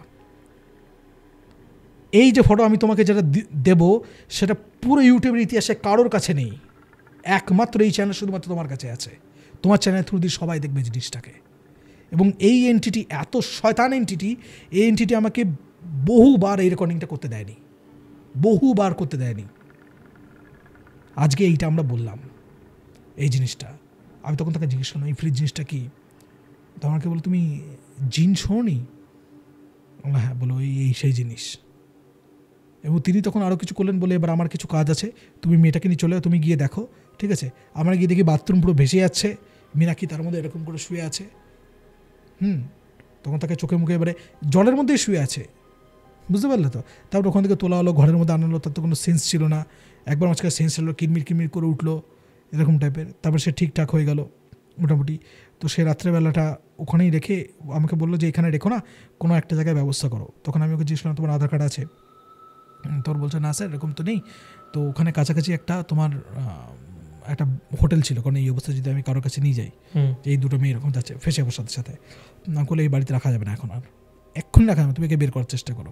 তো আমি তখন তোমার খুব বেশি রাতও তখন হয়নি, বুঝতে পারলে। তার ওদের বাড়িটা না একটু পিছন দিকে ছিল, তো কোটা এরকম 11:30 এরকম টাইপের বাজবে। তো আমি তখন ওলা বুক করলাম, ঠিক আছে, ক্যাব আসলে আমি তখন নিলাম, নিয়ে তখন আমি বললাম যে চলো এখানে এত রাতেবেলা, তোমার তো বললাম যে ওর কোনো এদের তো কোনো ইসে নেই যে কোনো হোটেলেও যে রাখবো এরকম টাইপের প্রশ্ন উঠবে। তখন আমি বললাম ওকে, বললাম চলো সোদপুরে চলো, সোজা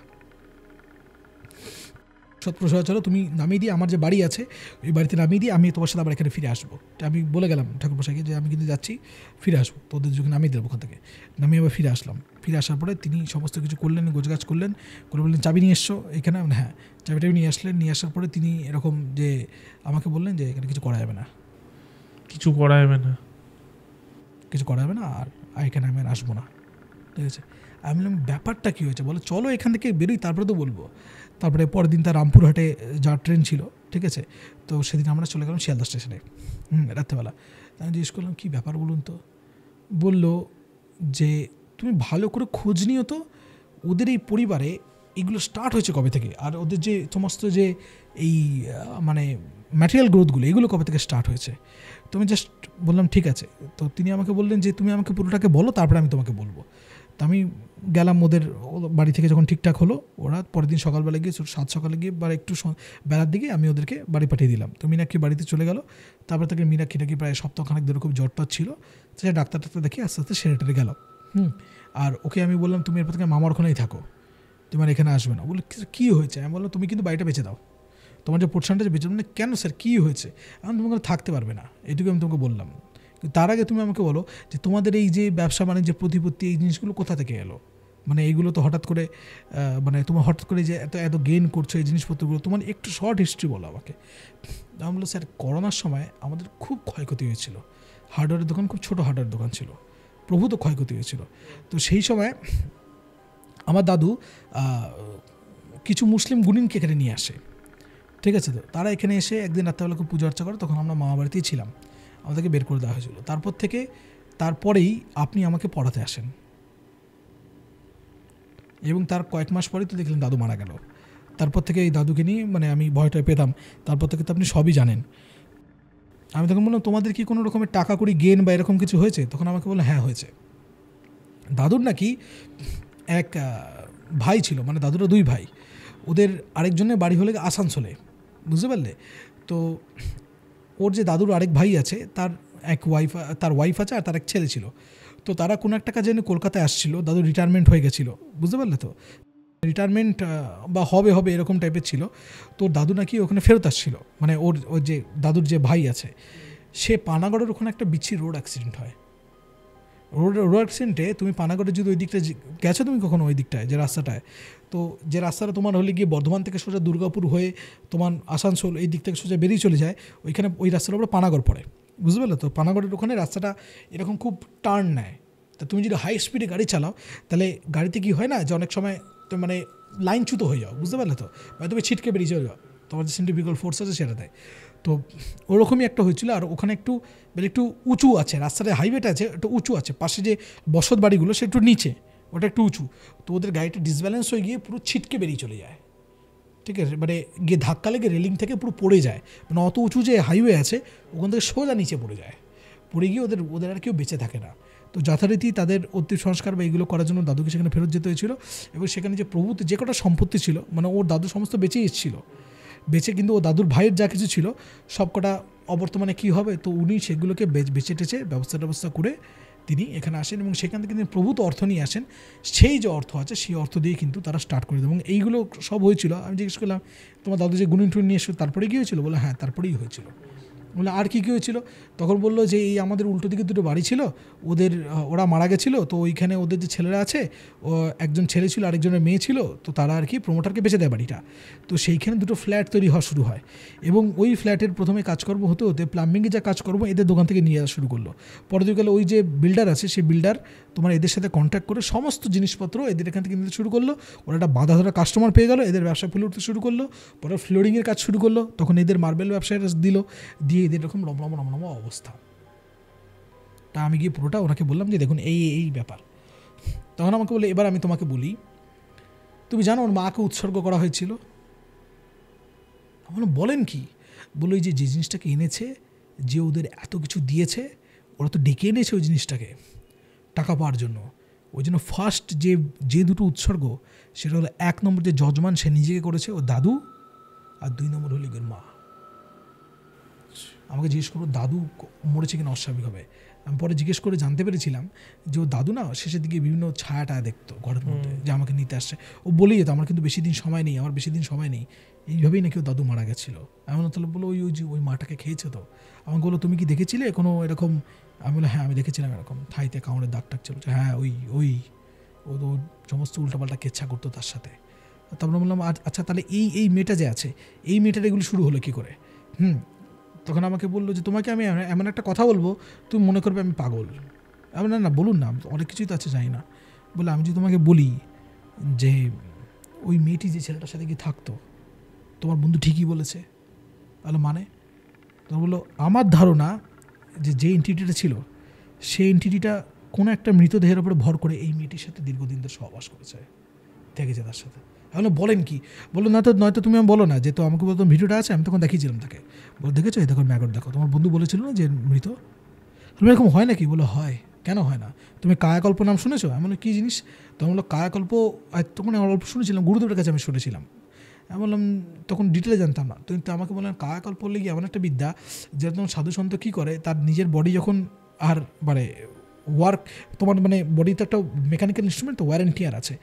বললো সেই বিদ্যাটা জানা থাকলে যে কোনো সাধুসন্ত তার নিজের বডিটা ছেড়ে অন্য কোনো যে ফ্রেশ মৃতদেহ আছে তার মধ্যে ঢুকে তিনি তার নিজের কাজ চালিয়ে যেতে পারেন। এরকম হয় বলে হ্যাঁ ইচ্ছা মৃত্যু শোনি, ইচ্ছা মৃত্যুটা কী হয়, মানুষ নিজের বডি থেকে নিজে উঠে যেতে পারে। এই ইচ্ছা মৃত্যুর কথা আমি শুনেছিলাম, গুরুদেবের কাছে শুনেছিলাম। কিছু বিদ্যা আছে সেগুলো আমি বলবো না কখনোই অন স্ক্রিন এই জিনিসপত্রগুলো। তো কিন্তু আমাকে তিনি বলেছিলেন যে এরকম কায়াকল্প যদি হয়, যে একটা মানুষ যদি তার বডি চেঞ্জ করে অন্য বডিতে যেতে পারে, তাহলে এরকম এন্টিটিটা যেতে পারবে না কেন? তখন আমি তাকে বললাম যে কী ব্যাপারটা, এই ইফরিত জিনিসটা কি আপনি যে বলছেন? তখন বলছে দেখো এরকম জিনেদের অনেক ভাগ হয়, বুঝতে পারলে? কাউকে আমের জিন বলা হয়, হ্যাঁ, কাউকে আবলুস জিন বলা হয়, কাউকে ইফরিত বলা হয়। বলো তুমি এটা নিয়ে পড়াশোনা করো, তুমি আরও জানতে পারবে এই জিনিসপত্রগুলোর ব্যাপারে। কিন্তু আমি তোমাকে বলছি যে এই এই এই সবে কিন্তু করছে, এবং ওর বাড়িতে ওর দাদুর কোনোদিন ভূত ছিলই না। মানে বলে আরে তুমি জানো না, ওরা তো বিভিন্ন রকম রূপ নিয়ে ভয় দেখায়। তখন উনি আমাকে একটা কথা বললেন, যে কথাটা আমি এখন এখানে বলবো, এবং সেখানে আমি বললাম না অনেক মিথ ভাঙবে। কখনো শুনেছি একটা লোক বলেছে একটা লোকের বডিতে মাল্টিপল আত্মা ঢুকে আছে? বলে না অনেকে মাল্টিপল আত্মা ঢুকেছে, 4-5টা আত্মা ভর করেছে। অসম্ভব, হতেই পারে না। আমি নিজের জীবনে অনেক পজিশন কেস ছাড়িয়েছি, আমি নিজের জীবনে 4 থেকে 5টা বড় বড় পজিশন কেস হ্যান্ডেল করেছি। তার মধ্যে আমি তোমাকে একটা কথা আমি তোমাকে বলেওছিলাম অফ স্ক্রিন, যেটা মেয়েকে 5 মিনিট অন্তত থাপড় মারতো, সে পূর্বজন্মে তার কর্ম ছিল জিনিসটাতে। তো সেখান থেকে আমি তোমাকে বলছি যে দেখো তোমার যে বডি আছে তার একটা স্পেসিফিক ক্যাপাসিটি আছে, তোমার নিজের যে আত্মা আছে তার যে জোর, সেটাই বডি ধারণ করতে পারে। দেয় একটা এক্সট্রা আত্মা এলে, মানে তুমি ধরো একটা 100 তোমার 100 ভোল্টে লাগানোর মতো একটা বাল্ব আছে 120 ভোল্টে, তুমি তাকে 440 ভোল্টে লাগালে কী হবে? ফেটে যাবে বাল্বটা, ঠিক আছে? তো তেমনি মানুষের বডি সেরকম, তোমার যে বডি আছে সেটা হলে গিয়ে তৈরি করা, তার তো একটা নির্দিষ্ট, দেখো আত্মা চারটিখানি জিনিস না, যে এক্সেপশনাল পাওয়ার, ঠিক আছে? তার কারণ হলো আত্মা বলতে কিন্তু আমরা সেই এনার্জিটার কথা বলছি যেটাকে আমরা বলি যা দেবী সর্বভূতেষু শক্তিরূপেণ সংস্থিতা। তো দেবী চারটিখানি জিনিস নন, তো তিনি শক্তিরূপে সবার মধ্যে অবস্থান করেন। যে শক্তিটা কোথায় থাকে তোমার মেইন, তার শক্তিটা সেটা হলো মূলাধার চক্রে থাকে, আমরা বলি সেটা ব্যাটারি। দ্যাট তোমার সেটা তোমাকে পুরো বডিতে পাওয়ার দেয়। আর তোমার হলে কি শঙ্করাচার্য এটা বলে গেছেন, আত্মা হলে কি একটা বুড়ো আঙ্গুলের মতো এইটুকু, সেটা হলো বুকের মাঝখানে এখানে অনাহত চক্রের এখানে ক্লিক ক্লিক করে, ঠিক আছে? ভগবান শ্রীকৃষ্ণ বলবে সেটা অচ্ছেদ্য হয় আমার, দাহ্য হয়, আমাকে ছেদ করা যায় না, দাহ্য করা যায় না। তো ব্যাপার হলে গিয়ে যে তাহলে মাল্টিপল আত্মাগুলো আসছে কোথা থেকে? যে আমরা বলি যে একাধিক আত্মা ঢুকে পড়েছে। আমি তোমাকে একটা কথা বলছিলাম, মনে করে দেখো শান্তদীপ, একটা মানুষ মরে গেলে, আমি কি বলে না একটা কথা, যে মরল স্বভাব যায় না মরলে, বলে না? একদম ঠিক কথা বলে। একটা মিথ্যাবাদী মরে গেলে সে কি, মরে গেলে মানে সে ব্রহ্মজ্ঞ হয়ে যায় হঠাৎ করে? মরে গেলাম সব তত্ত্বপত্র জেনে চলে গেলাম, এরকম টাইপের। এরকম অনেক দিন হয়েছে, আমি কোনো রকমের ধর্মের উপরে কোনো আলোচনা করছি এরকম কোনো একটা জায়গায়, আমি নিজে দেখেছি আমার পাশে এরকম করে একটি ছায়া এরকম বসে এরকম করে শুনছে, নিজে দেখেছি। লোকে ভাববে যে পারিজাত দা এরকম করে কথাবার্তা বলে। আজকে যে গাকে বলছি না, তোর ফটো তো এনেছি, যাদের মনে হবে খুব হাই কোয়ালিটি তারা গাকে ফটোটা দেখতেই পারে, আমার কোনো অসুবিধা নেই। আমার কাছে আজকে এভিডেন্স শুদ্ধ আমি কথাবার্তাগুলো বলছি, ঠিক আছে? যারা গালাগাল দেবে তারা গালাগাল দিক, কিন্তু যারা কিছু জানতে চায়, যারা কিছু শিখতে চায়, যারা এটা বিশ্বাস করতে চায় যে হ্যাঁ আমরাও দেখবো, তাদের জন্য আমাদের কাছে আজকে এভিডেন্স আছে। Yes, I can show them. এইখানে যে একটা ব্যাপার আছে সেটা হলে গিয়ে একটা আত্মা, ধরো একটা মিথ্যাবাদী আছে, সে ধরো মরেছে, এবার সে ধরো কারোর উপরে গিয়ে ভর করেছে। সে আজকে তুমি একটা কথা বলো, আমি এখানে আমার নর্মাল গলায় বলছি, আমি এখানে কী গা এরকম করে বলতে পারি না আমি কথাটা, আমি ভয়েস চেঞ্জ করতে পারি না। তাহলে একটা যে তোমার যে একটা আত্মা যে আছে, সে একটা আত্মা তোমার হলে গিয়ে সে মরে যাওয়ার পর অন্য কোনো একটা বডির মধ্যে ভর করে সে মাল্টিপল ভয়েস বের করতে পারবে না কেন? সে মিথ্যা কথা বলতে পারবে না কেন? সে একবার এই নাম বলবে, সে একবার ওই নাম বলবে না কেন? 100 বার বলে তারা, 100% তারা বলে। আর তোমার শুনে মনে হয় বাবা কতগুলো আত্মা একটা বডির ভিতরে আছে। থাকে না ভাই, দুটোর বেশি থাকলে ফেটে যাবে জিনিসটা, পুরো বডি ফেটে পাটিসাপটা হয়ে যাবে, বুঝতে পারলে? এত সহজ ব্যাপার না, হুটহাট করে 10-12টা ঢুকে পড়লো। এবং আমি তখন থেকে জিজ্ঞেস করলাম কি এই জিনিসগুলো কি? তখন বললো এই যে জিন আছে না, অনেক সময় ওই তখন আমাকে সেই যে যার নিয়ে গেছিলাম তিনি আমাকে বললেন তুমি একটা কথা জেনে রেখে দেবে, এই যে জিন আছে, জিনের অনেক সময় কী করে বলো তো, জিনেরা আত্মাদের মিমিক করে। তাহলে মানে ওরা এমন ব্যাপার দেখাবে যে ঘরের মধ্যে আত্মা আছে, কিচ্ছু না, ওরাই সব করছে, এইটা মিমিক করাচ্ছে, ওইটা মিমিক করাচ্ছে, মাল্টিপল এন্টিটির মতো তারা মিমিক করে। এমন তাদের লাভ বলো, তারা নিজেকে লুকিয়ে রাখতে চায়। প্রমাণও পেয়েছিলাম, যে কবার আমি পডকাস্ট করতে আমার চ্যানেলে ছাড়তে গেছি প্রত্যেকবার বাধা পেয়েছি। এই একমাত্র তোমার চ্যানেলে আমি এখানে বসে বসে এখন উইদাউট ব্রেক এনি ফ্লোতে আমি কন্টিনিউসলি বলে যেতে পারলাম। হয়তো আজকের দিনটা সেটা সাপোর্ট করেছিল বলে আমি কোনোদিন করতে পারিনি। এর আগে তুমি 3বার ক্যান্সেল হয়েছে একটা, মানে এই ঘটনা বলতে কি, হ্যাঁ অন্য একটা পডকাস্ট এটা ক্যান্সেল হয়েছে। আমার নিজের চ্যানেলে 7বার আমি করতে পারিনি জিনিসটা, করতে পারোনি। যে চ্যানেলে আমি গিয়ে পডকাস্ট করতে গেছিলাম তার ক্যামেরা অবধি খারাপ হয়ে গেছে, 3 পুরো ব্যাটারি ড্রেন হয়ে চলে গেছে। সাংঘাতিক কথাবার্তা বলেছি, তার শব্দগুলো যে ভিডিও আছে ওয়ার্ড কোনো শব্দ কোনো মিক্সিং হয়নি, এই ধরনের মাইকে শব্দ আসেনি। হ্যাঁ, কোনো কিছু আসেনি, এই ধরনের সমস্যা হয়েছে। তুমি জানো যে এটাই হবে, কারণ জিন কথাটার মানে কি জানো? জিন কথাটার মানে হলে গিয়ে যে লুকিয়ে থাকতে চায় তাকে বলে জিন। ওরা কোনোদিন নিজেদের প্রকাশ করতে চায় না। এবং মুসলিম ধর্মে একটা ব্যাপার আছে, কি বলো তো, মুসলিম ধর্মে ওরা যা দেখতে পায় না তাকে কি বলে জিন। জিন বলতে ওরা জিন অশরীরই বোঝে, কিন্তু অ্যাকচুয়ালি তুমি যদি দেখো যে পুরনো যে আরবিক ল্যাঙ্গুয়েজ যে আছে, ঠিক আছে, সেখানে তো কোনো ওটাকে ওরা দ্রিন দ্রিন এরকম করে বলে, তাই দেখবে ডি লাগার সামনে, ঠিক আছে, দ্রিন এরকম করে বলে। তো এইটা মনে হলে কি যারা নিজেকে লুকিয়ে রাখতে চায়। তো এবার আমি তোমাকে বলেছিলাম, মনে আছে যে ওরা বলেছিল যে ওই যে কাকে তান্ত্রিককে মাঝখানে ডেকেছিল, তারপর থেকে অসুবিধা স্টার্ট হয়ে যায় এরকম। এবার দেখো, আমি বারবার বলি কেন এই ধরনের ভুলভাল তান্ত্রিককে না ডাকতে। ওরা কী করেছিল জানো? ওরাও এসেছিল, ওরা এসে বুঝতে পেরেছিল জিন আছে। ওরা এত পাজি ওই লোকগুলো, ওই বললাম না দুটো মুসলিম উলেমাকে নিয়ে এসেছিলো, ওরা এসে ওরা দেখেছে আরে এখানে তো অলরেডি জিন আছে। ওরা কোনো যোগ্য বা কোনো কিছু একটা করেছে, যেটা করে ওরা নিজের ম্যাটেরিয়াল বেনিফিটের জন্য করেছে, জানো? ওখানে করে এই যে মেয়েটি যে আছে, যে আমার টুসি যে আছে, ওকে উৎসর্গ করে চলে গেছে। ও কি সাংঘাতিক, বুঝতে পারছো? ওরা এসে বুঝেছে যে এখানে জিন আছে, ভেরি পাওয়ারফুল জিন আছে। মানে ইফরিতকে এমন জিনের ক্লাসে ফেলা হয়, মানে জিনেদের মধ্যে পাওয়ারফুল সমস্ত জিন আছে, যেদের লিডার অথবা নেতা এদের মধ্যে তাকে ধরা হয় ইফরিত এটাকে বলে। তো ওরা এসে এখানে আবিষ্কার করেছে যে এখানে জিন আছে। ওরা কী করেছে, এই মেয়ে দেখেছে, বাচ্চা মেয়ে, ওদের বললে তো কিছু বুঝবে না, না বললে কি বুঝবে এরকম। ওরা কি করেছে, ওরা নিজের সুবিধার জন্য, নিজের ম্যাটেরিয়াল বেনিফিট বা কোনো কিছুর জন্য এখানে করেছে, করে এই মেয়েটাকে উৎসর্গ করে দিয়ে চলে গেছে, আরে গেছে ফেসে। আচ্ছা, বুঝতে পারলে? এই জন্য যার তার কাছে দৌড়াবার আগে না, হতেই পারে যে কোনো কারোর কাছে দৌড়ালাম, তারা আসলো, নেহাত সবসময় তারা তোমার ভালো করবে তা নয়, কিন্তু হতে পারে তোমার বাড়িতে একটা প্রবলেম আছে, তারা এসে দেখলো, তারা যদি কোনো একটা কাজকর্ম করে তাদের একটা প্রফিট হয়ে যাবে, তখন তারা কিন্তু ভাববে না। তুমি আর কি জানবে বলো? তুমি তো সাধারণ মানুষ, তুমি তার এই জিনিসগুলো জানবে না। আমি কি থোড়ি জানতাম? আমাকে তখন তিনি বললেন যে যেহেতু মেয়েটাকে স্যাক্রিফাইস করে দিয়ে চলে গেছে না এবার ওর কাছে, এবার আর ওকে কিন্তু কোনো বাঁচানোর উপায় নেই। তারপর থেকে আস্তে আস্তে মানে আমি এটা থেকে সরে আসি। এবং ওই মেয়েটি কোথায় আছে আমি এখন জানি না, কারণ টুসিদের আমি যা লাস্ট যা শুনেছিলাম, টুসি বাড়ি ছেড়ে কোথাও একটা নিয়ে চলে গেছিলো, তারপরে কিন্তু আমি আর খোঁজ পাইনি। এবং মীনাক্ষীও তারপরে আমাকে কোনো খোঁজ টোজ দেয়নি, তার কারণ ওই জ্বরটার হওয়ার পরে কালক্রমে কোনো কথা তো চাপা থাকে না, ওর মা জানতে পারে। তো ওর মা বলে যে না, স্যারের সাথে এই ব্যাপারে কোনো কথাবার্তা হবে না, টুসির সাথে এই ব্যাপারে কোনো কথাবার্তা হবে না। তারপর থেকে কিন্তু আমার পুরো জিনিসটা কাট অফ হয়ে গেছে। আমরা এখানেই শেষ করি, কারণ সময় অনেক এগিয়ে যাচ্ছে। আমরা জিন নিয়ে সেমনি হলে আরও ডিটেলসে একটা পডকাস্ট আলাদা করে করবো, যদি দর্শক ডিমান্ড করে। অবশ্যই আপনারা কমেন্টে জানান যে আপনারা জিন নিয়ে একদম ডিটেলসে পডকাস্ট চাইছেন কিনা। অবশ্য সেটা ইউটিএসে হবে হলে, কারণ হরর মাইন্ডস আপনারা জানেনই ঘটনার চ্যানেল। সরি, গলাটা মনে হচ্ছে একটু খারাপ হয়ে গেছে। কেমন লাগলো আজকের ঘটনাটি সেটা জানাতে ভুলবেন না। আর নিচে একটি নাম্বার যাচ্ছে, সেই নাম্বারে আপনাদের সাথে ঘটা বা আপনাদের শোনা কোনো ঘটনা থাকলে অবশ্যই সেটা অডিও রেকর্ড করে আমাদের হোয়াটসঅ্যাপে পাঠিয়ে দিন। হোয়াটসঅ্যাপ নাম্বারটি নিচে অবশ্যই যাচ্ছে। আর অবশ্যই চ্যানেলটি সাবস্ক্রাইব করুন। আবার দেখা হচ্ছে পরের শুক্রবার ঠিক রাত 9টায়।